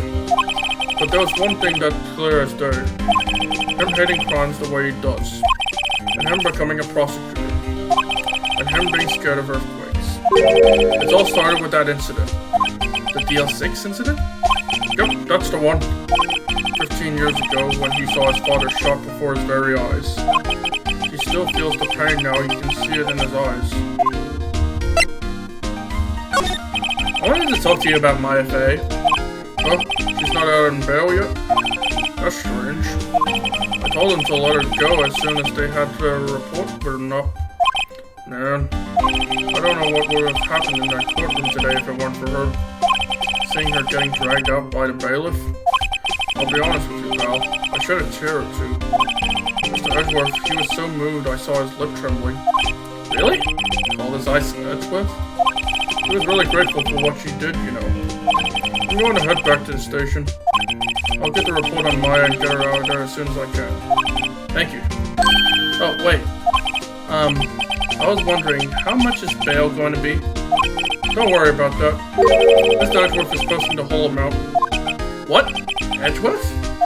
Didn't I tell you? He's grateful to her for what she did. Alright, pal. Well, don't forget to go pick her up, okay? Maybe I can get Edgeworth to pay this month's rent too. Hey Nick, you finally came. They just finished the paperwork. I'm free to go. Free at last, eh? Those interrogations were really mean. They were like, okay, what did you do this time? Like I was some kind of criminal. Can you believe it? Well, they let you out in the end, didn't they? Oh, that reminds me. Thanks for the bail. Thanks, Edgeworth. Huh? He posted bail for you. Said he was grateful for what you did. Mr. Edgeworth did that? I had to make it up to him. We gotta win this case, Nick. What do you think we should do next? We're kinda lacking in the clues department. We could go to the park and look for Gordy. I was kidding. Still, if there are any clues out there, the park's as good as bet as any. What do you say? Shall we head down there? Sure. Have you noticed anything lately? You know, I did notice one thing while I was here in detention. It's really pretty comfortable here. It's warm and they keep it very clean. I mean, have you noticed anything about the case? Well, not much more than that, no. She's probably still upset about Mia. I should leave her alone. There aren't many cops around today, are they? The Probably back at the precinct working up the case against Edgeworth. Hey, y'all. Hey, it's Lotto. Yeah, I really did it today. But what did we do now? Nah, I'm not complaining. See, I did a little thinking. A little. Self-reflection, you might say. I realized that being a witness is a mighty big responsibility. But I just went up there and started blabbing any old thing that came to mind. Lotto. So you see, I wanted to make it up to y'all. Make it up?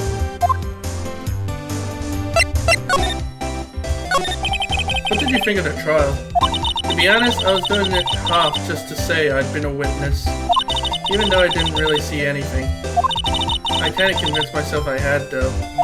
I'm sorry, I know I caused y'all a lot of trouble. Well, memory's a tricky, vague little thing. Yeah, I sure know that now. I'll be fine the next time I witness a murder. Right. You mean the first time you witness a murder?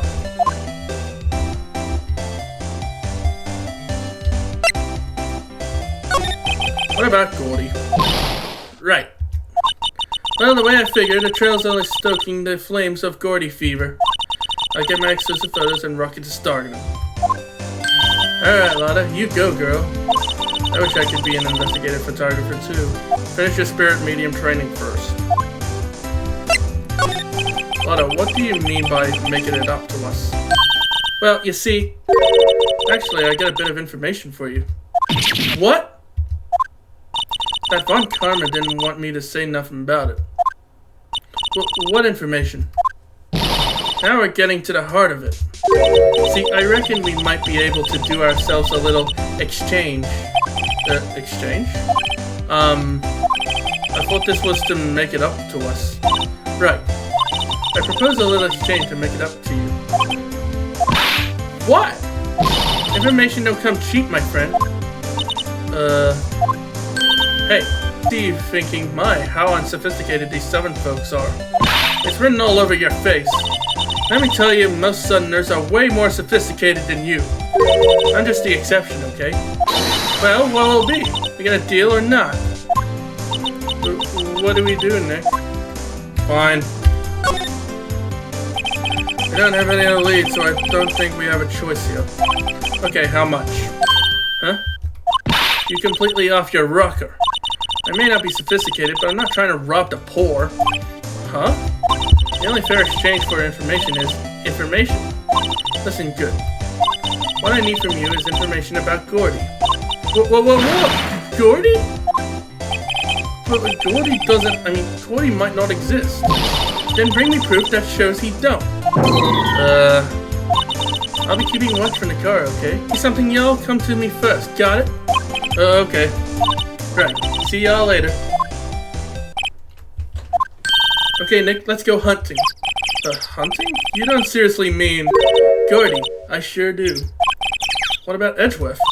We're searching for Gordy for him, Nick. Don't you get it? Okay. And how exactly do we search for a make-believe monster?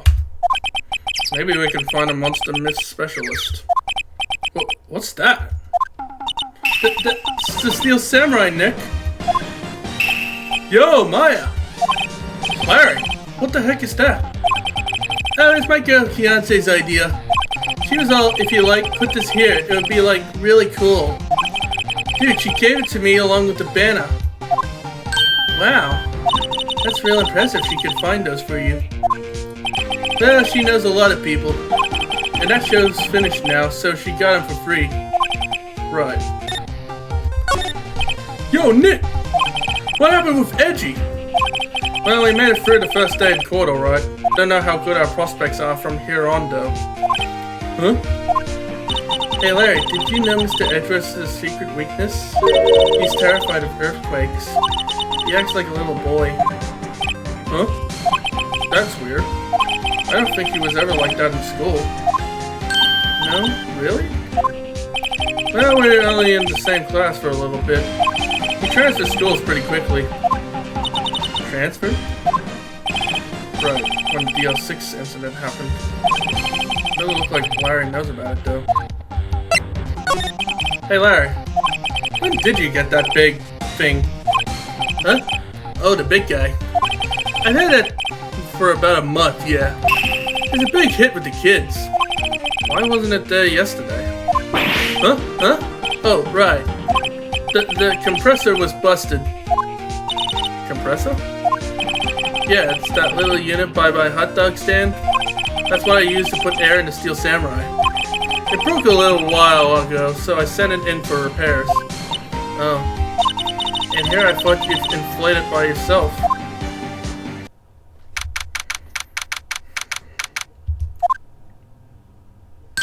Hey y'all. Well, y'all find anything about Gordy? No, nothing. I'll keep moving. It gets cold out here at nighttime. It is a little chilly. I think I have to sneeze. Whoa, no you don't. No sneezing. Let you!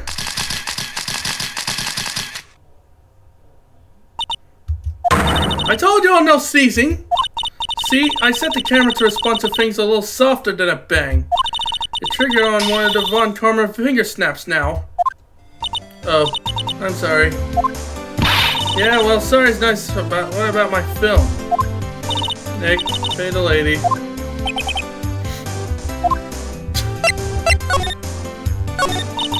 I learned something in today's trial, that's for sure. Testifying is serious business. That's why I decided not to talk about the case anymore. Huh? Whoa, didn't you say you had information about the case? Tell us that at least. Like I said, I'll trade it for the dirt on Gordy.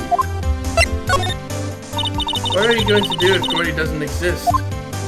I'll quit being an investigative photographer. What? After all, I only have one photo of my name so far. Was it a good one? You bet. A UFO. A UFO? Anyway, if I can't get a career making photo this time around, then that's it. I'll quit and go back to school. Huh? So you really are an university student? Yeah, well, I'm taking a break for a bit. Right.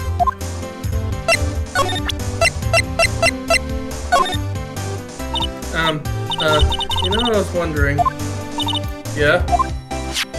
What if you get a picture of Gordy, and it turns out like this enlargement did? Y'all crazy! A blurry picture like this doesn't make a hit story. I need a picture that screams, I am Gordy. Hear me roar. I can't turn something like this into the paper. What kind of a fool y'all think I am? That kind of fool that would turn a blurry picture in as evidence in a murder trial? Not to mention claiming she saw something she didn't see. Hey there, pal. What's up? You look out of sorts. Wait, you didn't go and do something that's going to hurt Mr. Edgeworth's case again. What do you mean again? Whatever, have a seat, pal. I'm here for you if you need anything, besides money, that is. How's the investigation proceeding? It's not really. We have another meeting coming up. We're supposed to talk about Mr. Edgeworth's motive. His motive? See, Mr. Edgeworth's father died in the DL6 incident, and the guy who got the lone suspect declared innocent was the victim in this case, Robert Hammond. They're saying that's why Mr. Edgeworth shot him. And Edgeworth never talks about his past. I bet they'll drag that out and hit him with it in court tomorrow, too. Poor Mr. Edgeworth. I gotta admit, it doesn't look good, pal. Say, Detective Gumshoe, do you know Gordy? The monster down in Gourd Lake? Not personally, no. Well, we're looking for it. Huh? Are you out of your minds? You got time to go wild monster hunting? How about doing a little questioning for me then? Oh, Detective Gumshoe is scaring me, Nick. I told Detective Gumshoe about the deal with Lotta. Nick, try telling him sooner next time. Sorry. I see, pal. Sorry for shouting at you. Okay. I, Detective Gumshoe, will aid your search for Gordy. Huh? I'll loan you one of our newest secret weapons for finding devices. Evidence, sorry. Really? You can take whichever one you like. Okay, give us the goods. Hold on now, everything in due time. First, let me show them to you.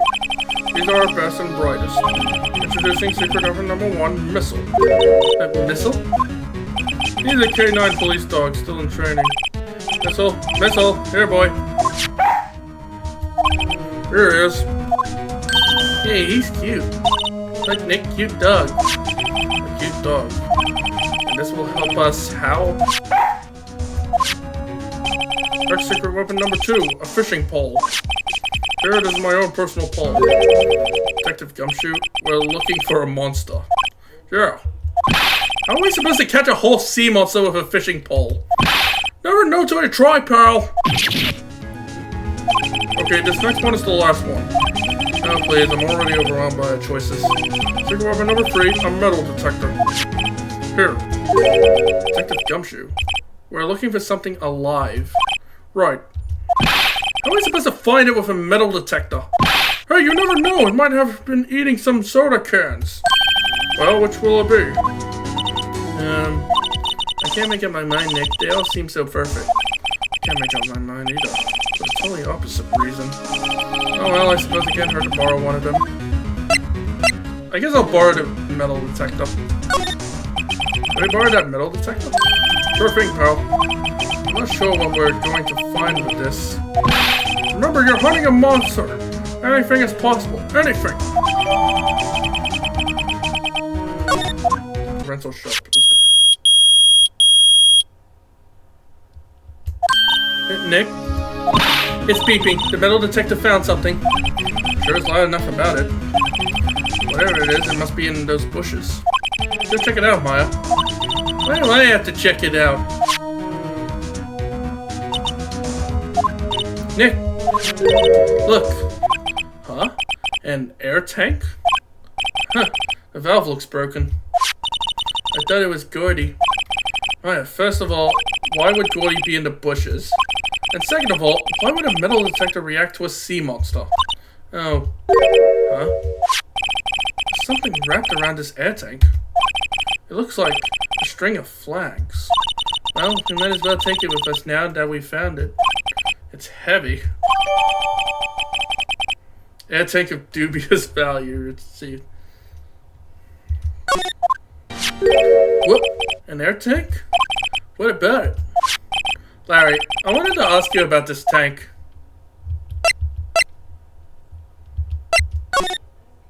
Say, is this air tank yours?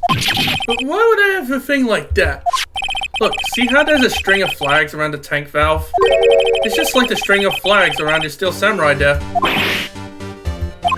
Must be a coincidence.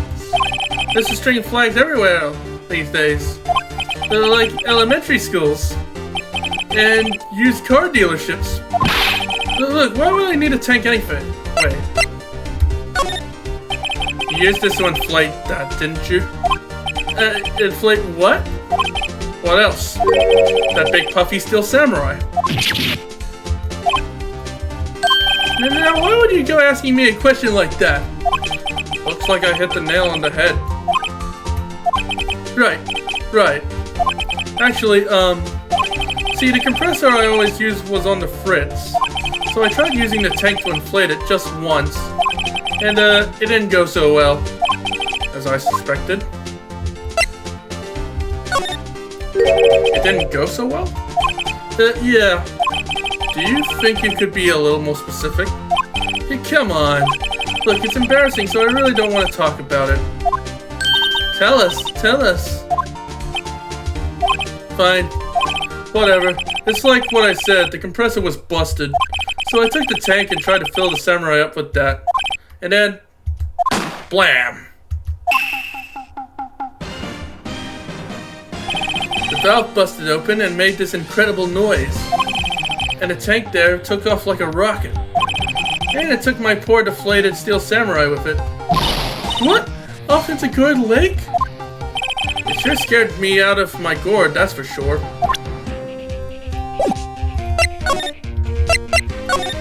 The tank and the Steel Samurai you're trying to fill up flew away.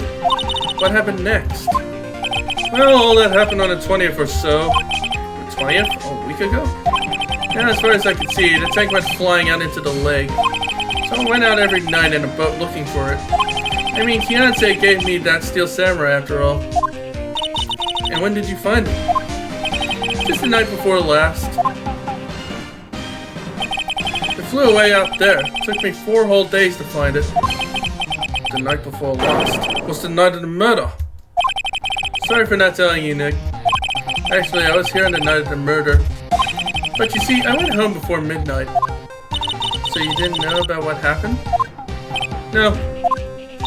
That's too bad. It's not all bad. We solved one mystery at least. A mystery? Maybe we should go tell her. Well, Mr. Lawyer, I got the info y'all need. Y'all got the scoop on Gordy for me yet?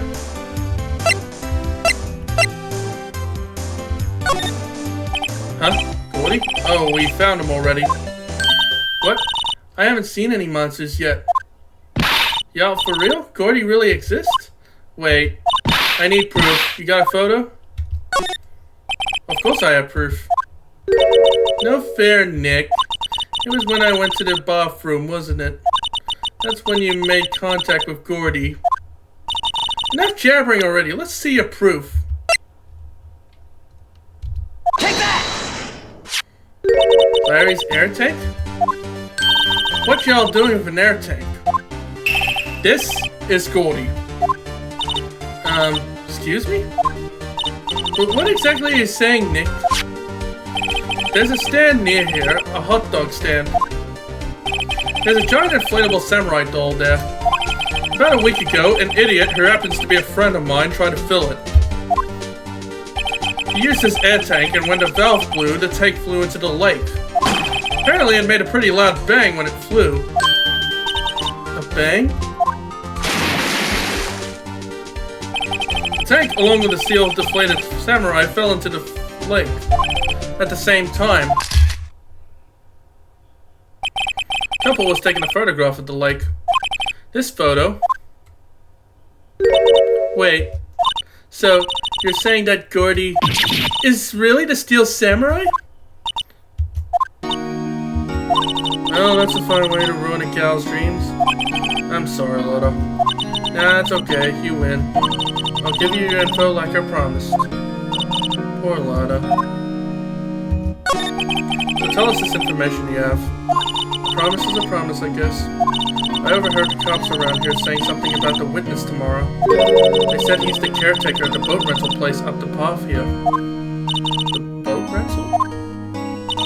There's someone there? I mean, it looks so deserted. There's an old guy living all by himself. Y'all should go check it out. Thanks, Lotta. We will. Let's get cracking, Nick. Hold on. Something else?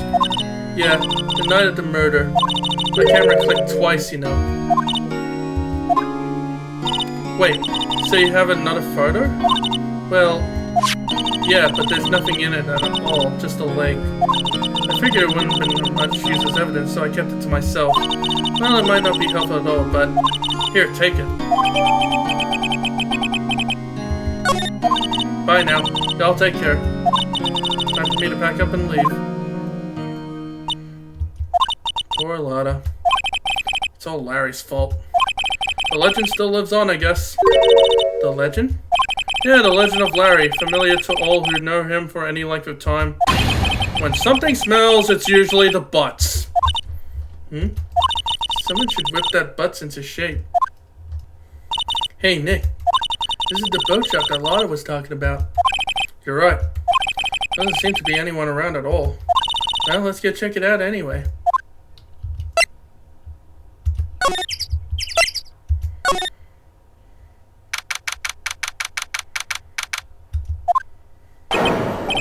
Meg, that you? Hey, is that Keith with you? Where have you two been? I've been worried sick. Nick, you handle this.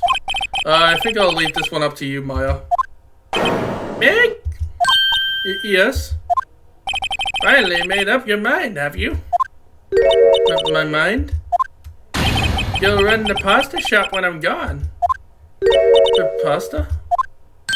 Glad to hear it, glad to hear it. You make your old man proud. When you kids left the house, I didn't know what to think. How am I supposed to keep this place running, an old man like me? Polly, the kids are home. Hello, hello. Ah. Nick, what was that? A parrot, the one on that perch. Keith? Yes? I think the wet noodle in your capable hands, Sonny. Nick, what's the wet noodle? Based on the available evidence, I'd say it's the name of his pasta shop. Actually a leaf, isn't it, Polly? Hello, hello. Ah. Yep. Yeah, he's fucking sleeping. God damn it. He fell asleep. I guess he's relieved. Wow, what an amazing parrot that is. Good morning. Hello. It ignored me.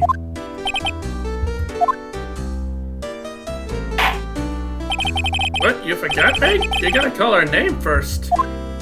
Her name? Polly, how you been? Hello, hello. Ah. See? Neat, said a parrot's name is Polly.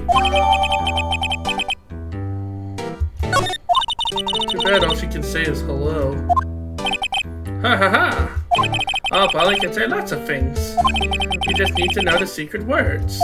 The secret words? Polly? Polly, what's your name? Polly. What? Cute. I just found a new friend.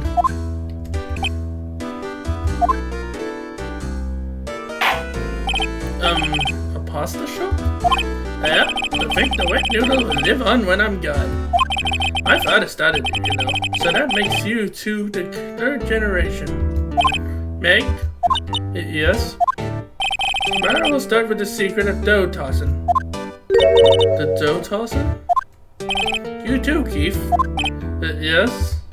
You'll be the best pasta wrangler the West has ever seen. The pasta wrangler? The West? Isn't pasta from Italy? Meg! Yes? You know the best pasta's always been made west of the Rockies, don't you? Right, of course, everyone knows that. Nick? Huh? How long do we have to keep up this all-in-the-family charade? This old man must know something about the murder. We're not leaving until we find out what that is. Wake up! This is a boat rental shop, right? What are you talking about? This here's the Palace of Pasta, the wet noodle. Though now that you mention it, we have gotten many orders for spaghetti lately. All the kids come up and say, "Yo, dude, wanna ride in one of your boats?" That's why I keep them boats out there. Youngsters these days, darned if I understand them. I'm pretty confused myself.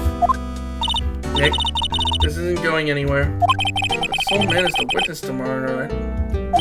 Gotta find some way of getting information out of him.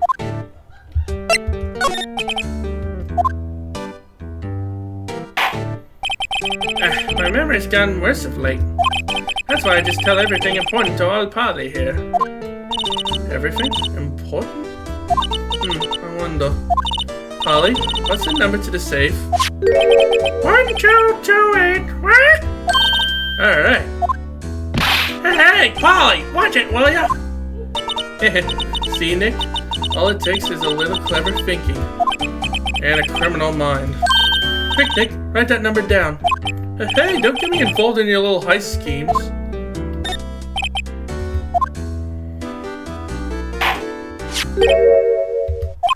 That a lawyer badge? Yes, it is. I don't believe it. This old guy is the first person to recognize my badge. I get it. Huh? Yep, I got you figured out now.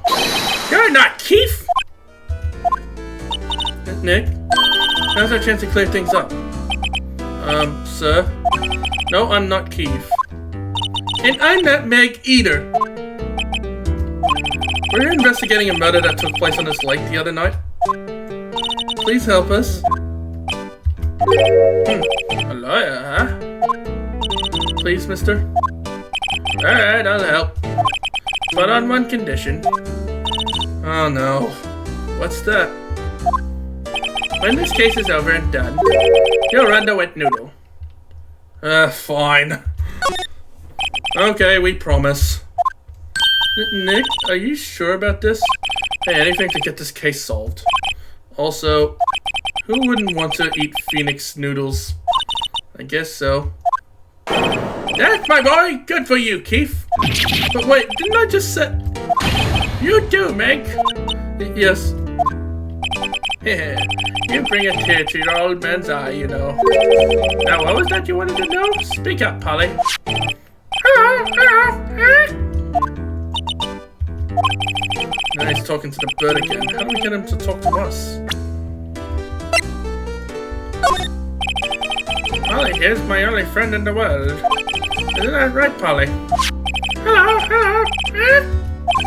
Yep.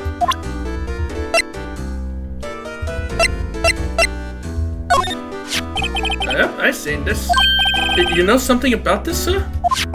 Keith? Yes? It's okay. You can call me Dad. No, thank you.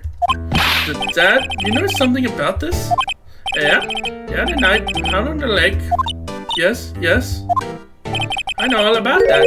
I seen it. What? Tell us what you saw. Well, I suppose. Since you're taking over the shop and all.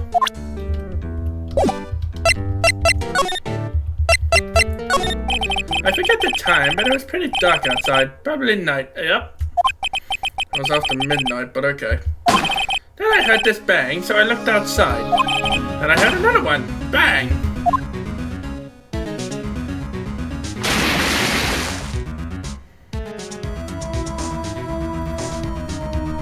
A little while later, this boat comes back. And a young man walked by my window here. He was muttering something to himself, yeah? What did he say? Yep. I forgot. I'll remember tomorrow by court time, promise. You need to know earlier than that. You know what? Oh, Terry was just here. Terry? Yep, that kid next door. You always used to make him cry, remember? He was wearing this tattered old coat, got himself some whiskers growing out his face. He must be talking about Detective Gumshoe. He comes up and tells me to come down to court tomorrow. Really? Somehow I don't think we're going to get much useful information from this guy. Ma, maybe we should be leaving. I think you're right. Oh wait, I had one more question. Huh? Polly, have we forgotten something? Don't forget DL6! Huh? What did you just say, Nick? One more time, Polly. Don't forget DL6! What? The DL6 incident? Hey, Dad? For fuck's sake. This is getting weird. Who's this old guy? Why would that bird Polly know about DL6? I have to figure out who that old man is. Oh. What? He locked the door from the other side. Who could that old man be? I think I need to do a little more research on this DL6 incident. Maybe I should ask Detective Gumshoe. Hey pal, long time no see. You don't look so happy. What's wrong this time? Actually, we wanted to ask you something. Yeah?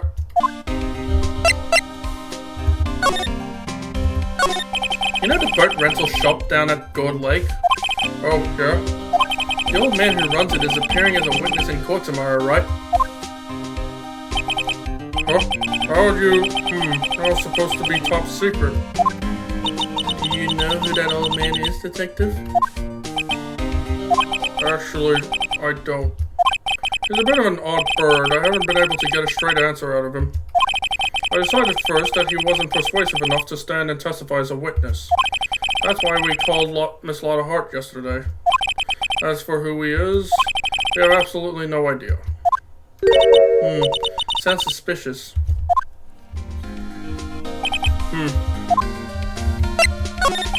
Detective Gumshoe, please help us. We need to know about the DL6 incident. The was when Edgeworth's father died. I can't help but think that it has something to do with this current case. To tell the truth, I don't know much about DL6 either. Mr. Edgeworth forbade us from reading the file. So, I'm afraid I can't show them to you either, pal. What? However, if you can convince me somehow that the DL6 incident is related to this case, well, I guess I'd consider opening the file up.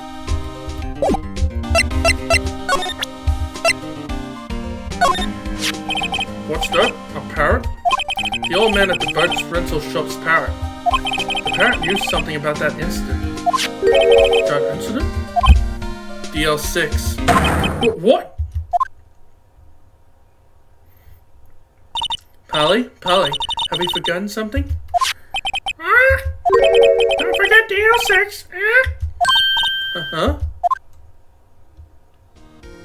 I'm pretty sure that old man must have told her that word. Yeah, but how would that old man know about the DL6 incident? Wait, what if that old man was connected to DL6? Nick, you think he might be... I gotcha. Sounds like you need information on the DL6 incident. Through there is the station's record room. I'll give you special permission to go in and find what you need. Alright, way to go, Detective Gumshoe. Okay, Nick, to the records room. I guess it's time we faced Edgeworth's past. Wow, it's amazingly dusty. 10 years of files and 10 years of dust, I guess. Let's find that DL6 stuff quick. 15 years ago, both me and Edgeworth were 9 years old. We were almost through with 4th grade when he suddenly transferred. Because of DL6? Nick, I found out where that file is. Oh, thanks. Just let me know what you want to know about the DL6 incident.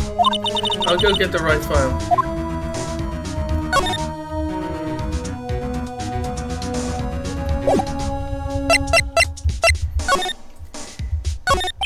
Well, first I have to get a handle on the main facts, like a summary. Right. Summary.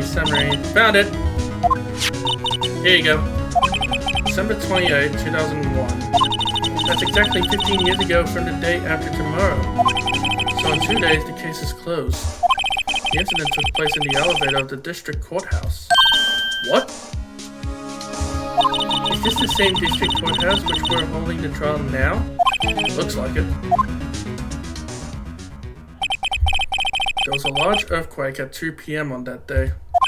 Part of the court building collapsed and all of the lights went out.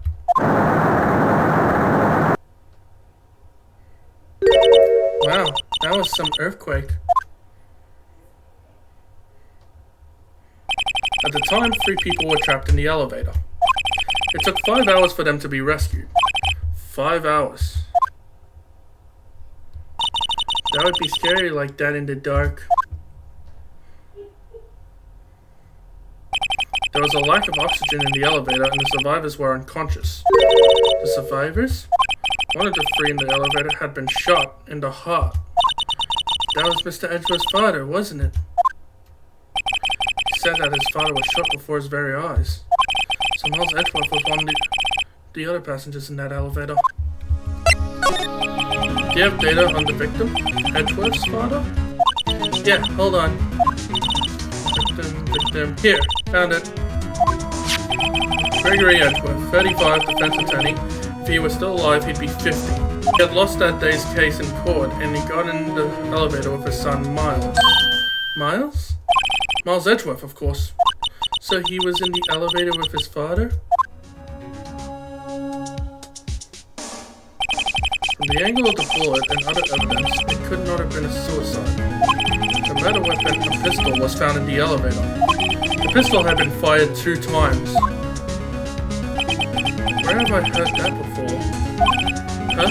Sounds just like this current case. What's going on here? Got any data on the suspect in there? That would be the guy that my mom got arrested.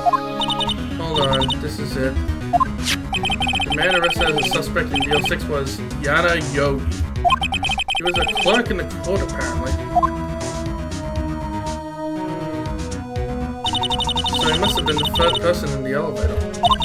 Well, then he had to have done it. But he was found innocent thanks to his defense lawyer, Robert Hammond. Hammond? The victim in our case? Right. The suspect, Mr. Yogi, was oxygen deprived, so much so he had brain damage. He lost all memory of being in the elevator. After he declared innocent, he disappeared. Where could Yogi have gone to, I wonder?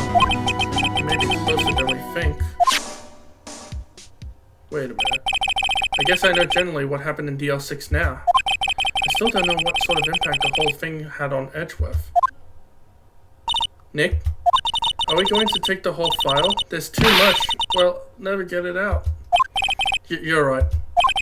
How about we just take what we think we will need?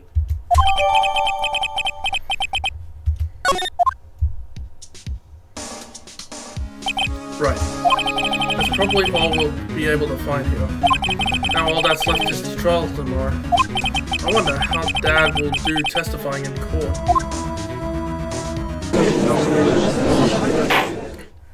Court is now in session for the trial of Mr. Miles Edgeworth. The defense is ready, Your Honor. Very well, apparently the prosecution is also ready.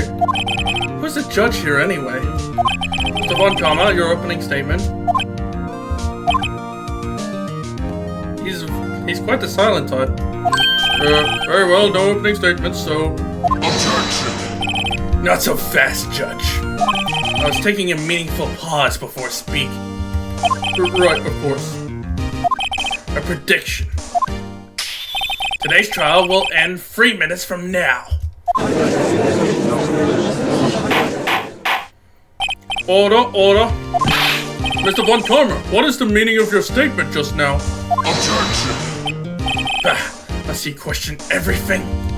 It'll be over in 3 minutes. We have no time to waste. I'll call my witness now. Right. I call my witness, my decisive witness to the stand. It's that mysterious boat shop owner.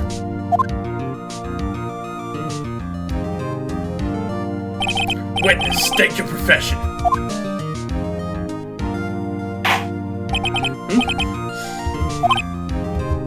I am the proprietor at the restaurant, Wet Noodle at Gourd Lake. And I also rent boats. The night of the incident, you were in the boat rental shop, correct? Yeah, I was. Please testify.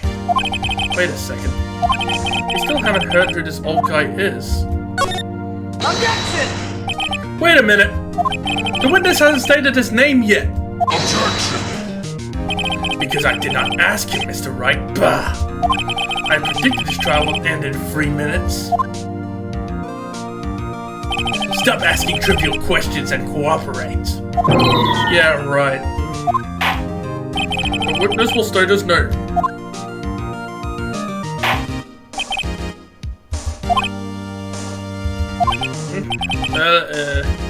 I'm not really sure. What do you mean? Memory, Your Honor. The witness does not remember anything beyond the last several years. Ergo, he cannot recall his own name. You can't recall, you say? Yes, but the incident in question took place 3 days ago. He can testify. Very well. Let's hear his testimony then, shall we, witness?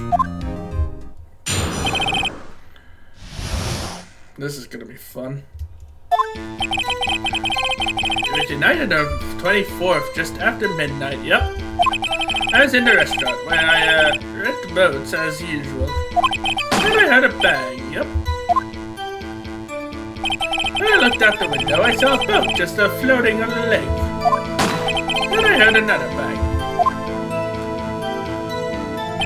Just about then, the boat comes back to shore and a man walks by my window. Very well. I'd like to begin the cross-examination. Objection! There is nothing to question in my witness's testimony. Ergo, no need for cross-examination. Besides, there are only 10 seconds left before our 3 minutes are up. Judge, your verdict now. Yes. Mr. Wright? What are you saying? Of course I'll cross-examine the witness. Very well, you may begin. Excuse me, Mr. Von Karma? 3 minutes just passed. I see. Well then, let's just take our time. We may cross-examine the witness. That was a weird reaction. Hold it! Just after midnight, you say? Just around then. Are you sure? Pretty sure, yeah. When I talked to you yesterday, you were rather vague about the time.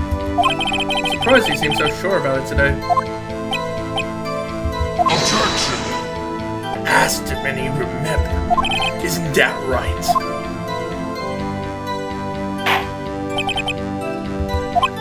Don't glare at me like that. I remembered it clearly, I did, yeah. You see? Continue. I was in the restaurant where I read boats as usual. Hold it! Is there anyone who can verify that? Well, I guess Polly could. Not good enough for a court of law. Mr. Wright, exactly what's not good enough? Your Honor, this Polly is a parrot. A parrot? Don't be so hard on the keepy boy. Objection! Prosecution concedes that we cannot prove the witness was in the shop. Witness, please continue. And I heard a bang, yep. Hold it! And where did the bang seem to come from? From the lake, I figure. Are you certain? Yep. Good. Continue. When I looked out the window, I saw a boat just floating on the lake. Hold it! Was there someone in the boat? It was pretty far out there. I couldn't see clearly. But I figured there was 2 men out there, yeah? But you couldn't see them clearly. Yeah, at the time, that is. At the time? Then I heard another bang. Hold it! So you heard 2 gunshots total? Yeah. That's what Wada said in her testimony yesterday. Just about then, the boat comes back to shore and a man walks by my window. Hold it! By your window? Yeah, by my window, right outside the window of my little shack. And could you see the man's face? Well, the fog was pretty darn thick, but he was right there in front of me. I saw him. This is a rather important detail. Please add it to your testimony. Tisk. I have a bad feeling about this. That man was a defendant. He was saying, I can't believe he's dead.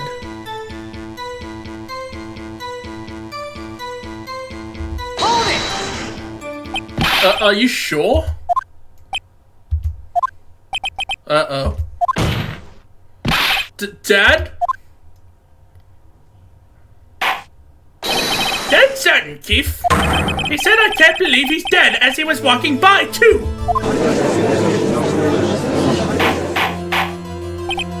Witness, are you sure that the person you saw was Miles Edgeworth? It was him, that Edgeworth boy! What the fuck was that? This sounds like decisive evidence indeed. I see no room for doubt. Von Karma. He lured me into a cross-examining so he could set me up for a fall. Tisk. Nick, I don't like the way things are going here. Everyone in the courtroom is glaring at us. We better act quick or this trial's gonna be over. Objection! Your Honor, we proved in yesterday's trial that it could not have been Edgeworth who fired that gun. Objection! Mr. Wright, are you referring to the fingerprints from Edgeworth's right hand found in the gun? And the photograph showing a man firing with his left hand? Exactly! What now? That is easily explainable. He could have wiped his prints after he fired. You're ignoring the truth of the matter here. Everything in this witness's testimony is true. thought. What should I do? Objection! Your Honor, this witness claims that Edgeworth said I can't believe he's dead. But his word is all we have. If he were telling a lie... Objection! Mr. Wright, in a court of law, the evidence tells all. Apparently, you have yet to realize even this basic fact. If you say his testimony is a lie, show us proof. Nick, do we have evidence? It's no good. There's nothing I can do. Are you sure? To be honest, I don't know what to do anymore. Please. Can you hear me, sis? Please? I need your help. Nick needs you. Tis. 3 minutes was perhaps too high an expectation. However, 15 minutes isn't bad. This must be a new record. Enough. The witness may leave the stand. And he's sleeping, fuck's sake. This court sees no reason to further prolong the trial. Nor is there any need for more time to decide the case against the defendant. This case is extremely clear. I see no room for misinterpretation of the facts. What? No! This court finds the defendant, Mr. Miles Edgeworth. Oh no. Fuck. The accused will surrender to the court immediately. No pending trial at a higher court within a month from today's date. That is all. This court is adjourned. Oh no. No. Oh, wait! Huh? Who was that just now? Me? Huh? What? Larry? What are you doing here? Listen, you gotta listen to me. I was there in the park the night of the murder.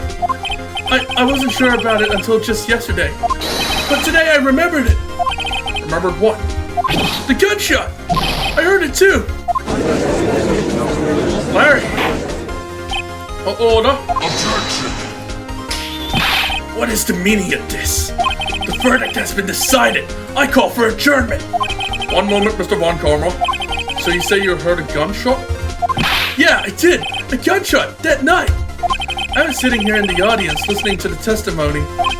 Then I realized something he said was different from what I remember. Anyhow, I can't just sit here and let you call Edgy a murderer. It's just not right. I'll testify. Let me testify. Order. Well, this is the first time something has happened like this in my court. I'm not quite sure how to proceed. Judge, you already given your decision. The trial's over. Nick, this is it. Larry's given us one final chance at this. She's right. If only it wasn't Larry, he could make things even worse. Mr. Edgeworth just declared guilty, Nick. It doesn't get any worse. You're right. Okay. Your Honor, if there is another witness, it is our duty to hear him speak. Right here, right now. Waste of time. The verdict cannot be overturned. Allow me to speak my opinion.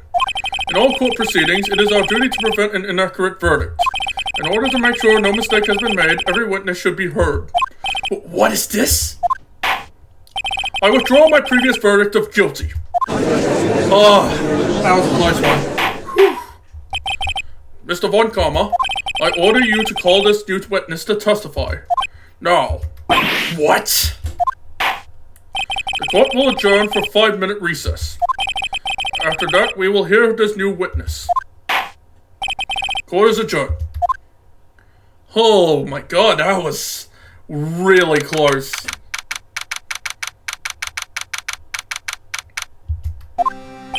Whew. That was too close. Sorry to keep you on the edge of your seat like that, Edgeworth.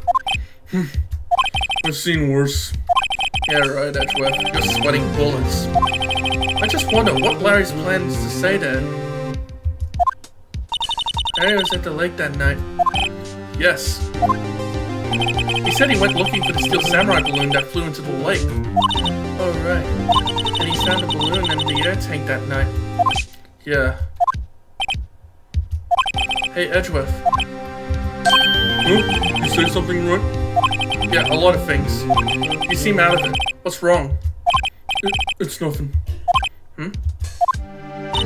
Mr. Edgeworth, there's something I've been meaning to ask you. What's that? Why are your fingerprints on the murder weapon? Oh.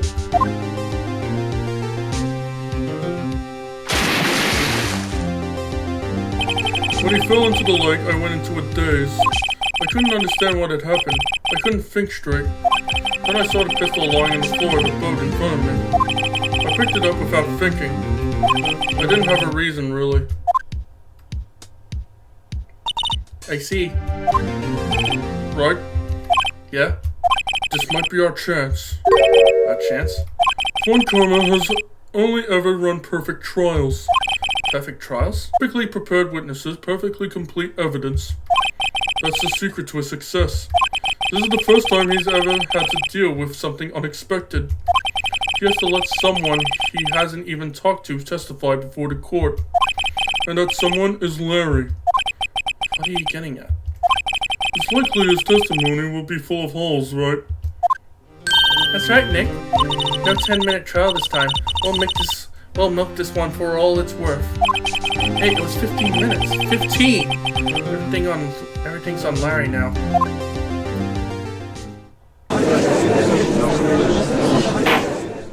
Court is now back in session. Witness, please testify to the court about everything that you saw on the night of December 24th. Right, leave it to me. Please, Larry, don't mess this one up. I hate to admit it, but you're our last chance. Von Karma didn't even have time to prep his witness. I just hope Edgeworth is right about this being our big break.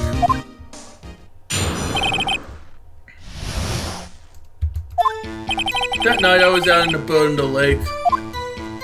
I was looking for something and I found it. So I quietly slipped the boat back at the rental shop dock. Then, just as I was thinking about going home, I heard this bang. I looked out over the lake, but I didn't see a boat. So after I heard that single gunshot, I went home. That was an unusually vague testimony, even for this court. In any case, Mr. Wright, you may begin your cross-examination. Yes, Your Honor. What's wrong, Nick? It's Larry. I have no idea what he's gonna say if I press him. I'm a little scared. Well, we've come this far. There's no way to go but forward, Nick. Something wrong, Mr. Wright? There were so many things wrong, I don't know where to begin. Well, okay. First of all, what time was it? Oh, it was after 11 when I went out in the boat. By that time, everyone had gone home for the night. So I waited until the coast was clear, so to speak. And why were you out on a boat at such a late hour? I was looking for something and I found it. Looking for something? Yeah. Mr. Butts, what was it you were looking for? Objection! What the witness was searching for is irrelevant. Most likely he was hunting for this Gordy. That's surprisingly close to the truth in a sense. That is all irrelevant. Let's get it over with. Well, I finally slipped the boat back at the rental shop dock. Around what time was that? Well, let's see. I figure I was out searching for about an hour. I guess it wasn't around 12, yeah. You're not sure? Hey, don't give me that face! I'm not some sort of human sundial, okay? People use watches these days, Larry. Sundial. Then, just as I was thinking about going home, I heard this bang. Where did the sound come from? Yeah, well, I wasn't too sure about that. I looked around, you know. Did you look at the lake? Yeah, I looked. I looked out over the lake, but I didn't see a boat. Wasn't there a boat on the lake? Order, order. Well, Mr. Butts? Whoa. Everybody just calm down, okay? I mean, it was a real foggy that night. I'm not sure whether there was a boat out there or not. Oh, okay, no problem. That's just the most important part of this case. So after I heard that single gunshot, I went home. Single gunshot? Hold on. Objection! Wait a sec, Larry. What? You only heard one bang? You sure? That's what I said. But Miss Lotta Hutt testified yesterday that she heard 2 bangs. And the old man just now said the same thing. They both heard 2 gunshots that night. Huh? Were you even listening? Were you even paying attention at all to what they said? Yo, Nick, please. Huh? You know something's been bothering me. I'm a witness, see? I'm like a customer here. So you gotta treat me nice and stuff, okay? Mr. Butts? What? You only heard 1 gunshot, are you sure? Well, to tell you the truth, I'm not sure. Not sure? How could you have not been sure? Yeah, well, I might have missed the other gunshot. I was listening to something else. Something else? My radio, dude, with my headphones. What? Order, and stop that booing. Mr. Butts, you were listening to the radio with your headphones? Yeah, so what? That's a crime? I listen to my radio. Everybody listens to the radio. What's the big deal? Mr. Von Karma, your opinion? Waste of time. I do not accept this witness nor his shoddy testimony. Well, Mr. Wright, should he continue the testimony? Your Honor, please, allow the witness to continue his testimony. Ugh. Nothing is more pitiful than a lawyer who doesn't know when he lost. Very well, Mr. Butts. Please give your testimony and be sure to include details like your radio. Right, leave it to me. I wonder if there were any other way out of this, believe me.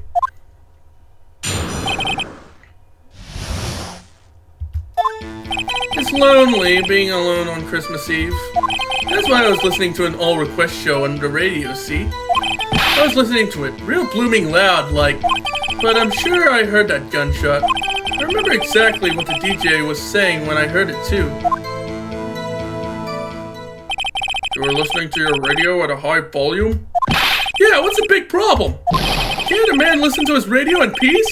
Isn't this a free country? I truly believe Larry has no idea what the problem here is. Judge, can you believe a word this witness says? What he heard was probably nothing more than a drum beat from the radio. True enough, it is difficult to believe this testimony. Objection! Wait, Your Honor. The witness said he remembers exactly what the DJ said when he heard the gunshot.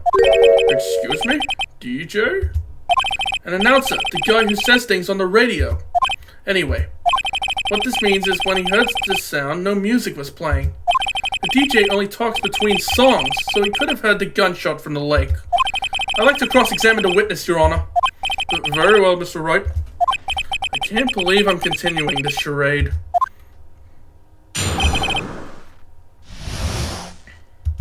Hold it! Do you by any chance remember the name of the program you're listening to? Objection! This has nothing to do with the case, Your Honor. Objection sustained. The witness was listening to the radio. That is all we need to know. Tell us, Mr. Butts, how loud was your radio set to that night? I was listening to it real booming loud, like... Hold it! Real booming loud? Yeah, you know. And you had headphones on? Yup. I wouldn't think you could hear anything going on outside at all. But I'm sure I heard that gunshot. Hold it! Can you prove that? No, of course you can't. Nah, I can't prove it. But I remember the moment real clear. I mean, while I was talking about it, it came back real clear to me, you know. I remember exactly what the DJ was saying when I heard it, too. Hold it! What did she say? Objection! Mr. Wright, please cease these pointless questions. What's possible good knowing what a radio DJ said to us? Indeed, Mr. Von Karma has a point. I'll allow the question only if you see some reason why we should care. We should care, Your Honor. Of course we should. Why? Well, how do you know if we don't ask, Fine, very well. Mr. Potts, please testify to the court. What was the radio announcer saying when you heard the gunshot? Just when she said, hey, it's almost Christmas, I heard the gunshot. Hold it! Are you sure? Of course I am. She had this real sexy voice. Maybe Von Connell was right. I'm not sure how that helped us at all. This is the most ludicrous testimony I've ever heard. But there's one gleaming ray of hope in there. I've got to press it until we get to the bottom of what happened. Wasn't it taken at Christmas Day? Objection! Larry, are you absolutely sure what you're saying is correct? Huh? What's with the face? You look scary, dude. Hey, if you're trying to scare me, you better know I don't scare that easy. Is something the matter, Mr. Wright? Your Honor, did you hear what the witness just said? The DJ said, hey, it's almost Christmas, when he heard the gunshot. Indeed, and? Almost Christmas means it wasn't Christmas. Do you realize what this means? When he heard the gunshot, it was still Christmas Eve. That would seem to be the case, yes. But he should have heard that gunshot after midnight. This photograph is irrefutable proof of this fact. Let's see what the time was on that photo taken when the gun triggered Miss Hart's camera. 12:25. Midnight. 15 minutes after midnight on Christmas Day. This is a clear contradiction, Your Honor. Order. What does this mean? The two prior witnesses heard gunshot after midnight. However, this witness says he heard a gunshot before midnight. Judge, the answer is simple. The current witness is plainly mistaken. Just look at him, suspicious. What? Well, Mr. Wright, what do you think about Mr. Butt's claim he heard the gunshot before midnight? I'm pretty sure he's telling the truth. Larry's not mistaken, Your Honor. He heard that gunshot before midnight. Intriguing. I'm assuming you have evidence for this wild claim. Show me evidence there was a gunshot before midnight. Take that! Look at this photograph. This was taken by a witness yesterday, Miss Lotta Hart, with her automatic camera. The timestamp on the photo reads December 24th, 11:50 p.m. Oh? But there's nothing on the lake in this picture. Your Honor, the real issue here is not why nothing is shown in this photograph. It is why this photograph exists at all. What do you mean? Your Honor, this photograph was taken by an automatic camera. That camera was set to go off in response to loud noises. Aha! Correct. There was a loud noise on the lake at 11:50 p.m. That is why this photograph was taken. In other words, when Larry heard that gunshot, it was most definitely still Christmas Eve. Indeed, it would seem that it is the case. Then where does that leave us? Miss Hart testified that she heard the gunshots after midnight. Are you claiming she was mistaken? Not at all, Your Honor. It is a fact that the camera also triggered at 15 minutes after midnight. Your Honor, that night there were two sets of gunshots with a 25-minute pause between them. Why would this be? Objection. Don't be fooled, Judge. That camera was set to respond to loud noises. Yes? There is no proof that the loud noise at 11:50 was a gunshot. Why, the witness could have sneezed, triggering the camera. Hey, my nose was clear that night, man. Clear. Well, Mr. Wright, there's no turning back now. Can you prove that the loud noise at 11 p.m. was indeed a gunshot? Please show the court evidence if you have any. Take that! This is my evidence. The murder weapon? Something about this pistol was bothering me, Your Honor. Both of the witnesses who testified yesterday heard two gunshots. However, the murder weapon was fired 3 times. When then was the last shot fired? Only now I have realized the truth. The third shot was the shot Larry heard just before midnight. Order. That would make sense of the evidence we've seen so far. However, this leaves me wondering what exactly did happen that night in the lake. Exactly. If this is true, there were 2 sets of gunshots separated by 25 minutes. One at 11:50, another at 15 minutes after midnight. Why, I ask you, why? I better think of something quick. Wait a second. Gunshots separated by 25 minutes? Ah! What's wrong, Nick? I have it! Huh? Remember the case with the Steel Samurai? Huh? Yeah, of course, I remember. The murderer in this case had the same idea as the murderer in the case. What do you mean? Maya. Yes? If you don't figure this out now, we'll never overturn Edgeworth's guilty verdict. I've got a hunch and I'm gonna run with it. Right. I mean, is this safe? Safe? We've already gotten a guilty verdict. We have nothing to lose. Just watch and let me know if I say anything that sounds fishy, okay? Right, Nick. Your Honor. Yes, Mr. Wright? The testimony just now has cleared up this entire case. What do you mean, Mr. Wright? Tisk. So, you finally realized the truth. There can be no other murderer here than Miles Edgeworth himself. Wrong, Von Karma. A man was shot that night, but it wasn't Edgeworth who did the shooting. Listen, rookie. Take a deep breath and consider the facts. At the time of the murder, one boat was on that lake. This was shown by the witness's photograph. The defendant Edgeworth and the victim Robert Hammond were on that boat.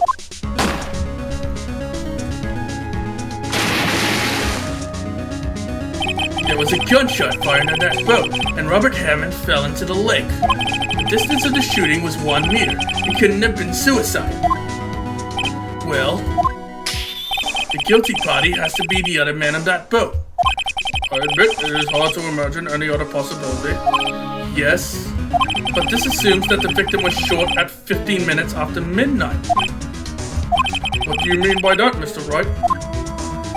We have photographic evidence of the time of the shooting. The timestamp on the photo says, 15 minutes after midnight. But Larry heard a gunshot 25 minutes before that. Robert Hammond was killed then, 25 minutes before the shot in the lake. That's the only way that Edgeworth could be innocent.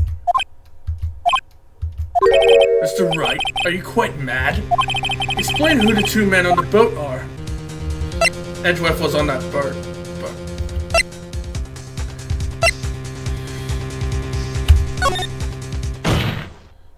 Of course, it was Edgeworth and the murderer. After the murderer killed Robert Hammond at 11:50, he assumed the guise of Mr. Hammond and met Edgeworth. What? Are you serious? Yes, Edgeworth won't tell us why he went to the lake that night. However, I have a hunch. That night, Robert Hammond called Edgeworth to the lake. Now, Edgeworth didn't know Robert Hammond's face that well. That's why he didn't suspect anything when the murderer took Robert Hammond's place. I'm not sure what to make of all this. Ludicrous. Mr. Wright, tell us the name of the murderer then. The murderer's name? Right, it's...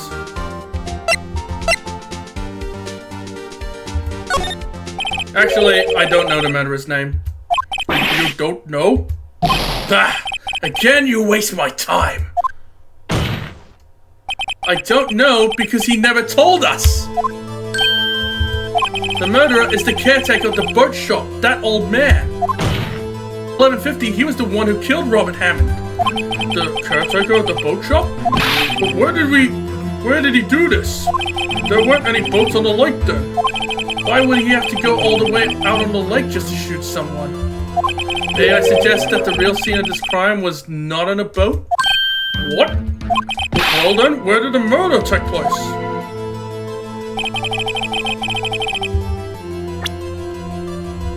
I think it took place in the rental shop. Take that! Here, of course, the boat shop where he lives. The way he couldn't meet with the victim without anyone seeing. Objection! Do you have proof that the boat shop was the scene of the crime? Recall Larry's testimony, if you will.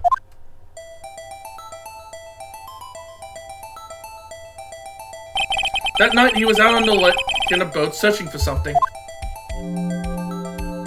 He finds it and returns the boat. Then, just as he's starting to head for home, he hears a gunshot. He hears a gunshot, Your Honor, even though he was wearing headphones at the time. In other words, the gunshot was very, very close by. And where would that be if he had just returned a boat? The boat shop. Mr. Wright, what happened that night on Gourd Lake? Please tell the court from the beginning. Yes, Your Honor. Nick, are you sure about this? Not really. But I think if I start at the very beginning, and I take it slow, I might just be able to figure this out. That night, the caretaker of the boat shop called Robert Hammond to his shop.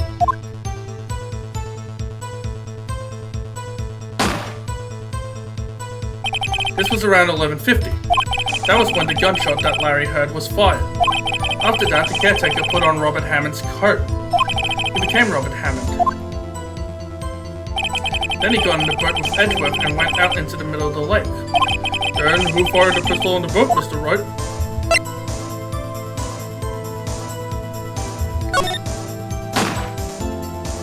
Of course, it was the murderer who shot the pistol. He shot twice. Both missed Edgeworth on purpose. Wait a minute. Yes? Why would he shoot twice if he didn't mean to hit anyone? Details. Oh, this, Mr. Wright. The moment you run out of explanations is the moment you lose. Tell us why the murderer had to fire twice. I believe he shot twice to create a witness, Your Honor. Create a witness? The murderer lifts his pistol and fires one shot. That ensures that anyone who heard the shot would look at the lake. Indeed, Miss Hart did exactly that after hearing the first gunshot. Next, the murderer waits a bit and he fires again.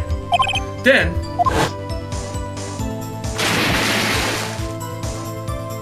the murderer jumps from the boat himself, leaving the pistol in the boat behind him. I see. To someone looking from the edge of the lake, it would appear that one of the men of the boat had shot the other. The murderer didn't know about the automatic camera, of course. That's why he shot twice, to draw attention to the boat. Once you realize that, everything else falls into place. The boat shop caretaker swam back to his shop.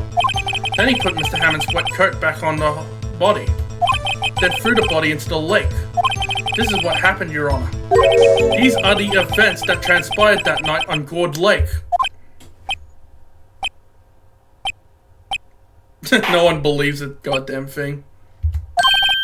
Bailiff, bring out the witness from before. The boat shop caretaker, quickly!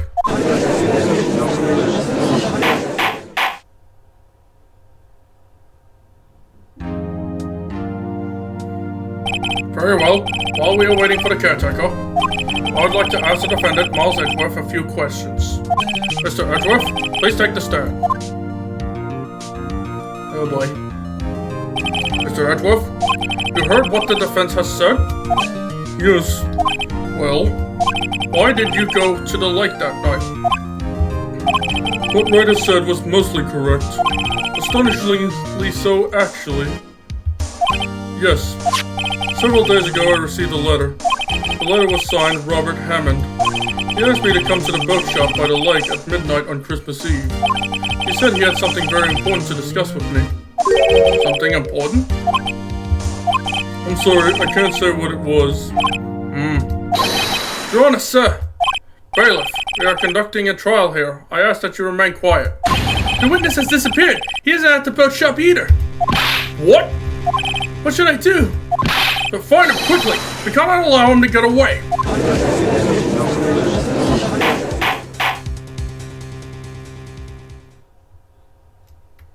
Mr. Von Karma, your witness has disappeared. A search warrant has already been issued. It goes without saying that I cannot declare a verdict under these circumstances. I will extend the trial until tomorrow, the final day allowed. I request that the police department utilize all its forces to find that witness. Am I understood? One more thing. Just who is that boat shop caretaker? I think his identity has become very important to this trial. I want him, and I want to know who he is. Very well. Court is adjourned. Whew. That was way too close.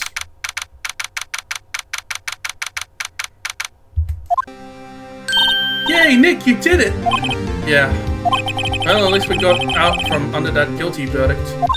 And what about Larry? That was something else. Even Von Karma didn't know what to do with his testimony. Larry really helped us out. Sure, once I sifted through his unique testimony. Still, he did save us. I just wish our cases weren't so down to the wire all the time. I know what you mean. Sometimes I feel like it's us on trial instead of our clients. Hey, Edgeworth. Mr. Edgeworth? Did you say something?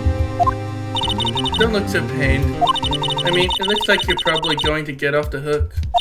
You could try to smile just a little. Relax. I'm sorry, but I fear it's not over for me yet. What do you mean? Right. There's something that's been troubling me for a long time now, and I don't know whether or not to tell you.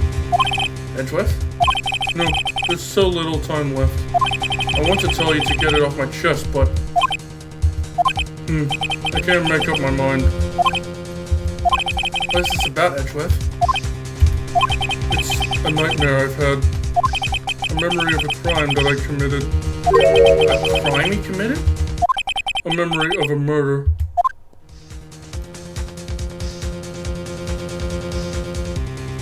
Oh, shit. Well, anyways, guys, that's going to do it for me today. Sorry that I couldn't finish the episode, but this recording has been going on for a while now, so I'm going to end it here. But anyways, if you guys liked the video, please be sure to give it a thumbs up and subscribe to the channel for more videos like this. Until then, I'll see you next time. Take care and goodbye.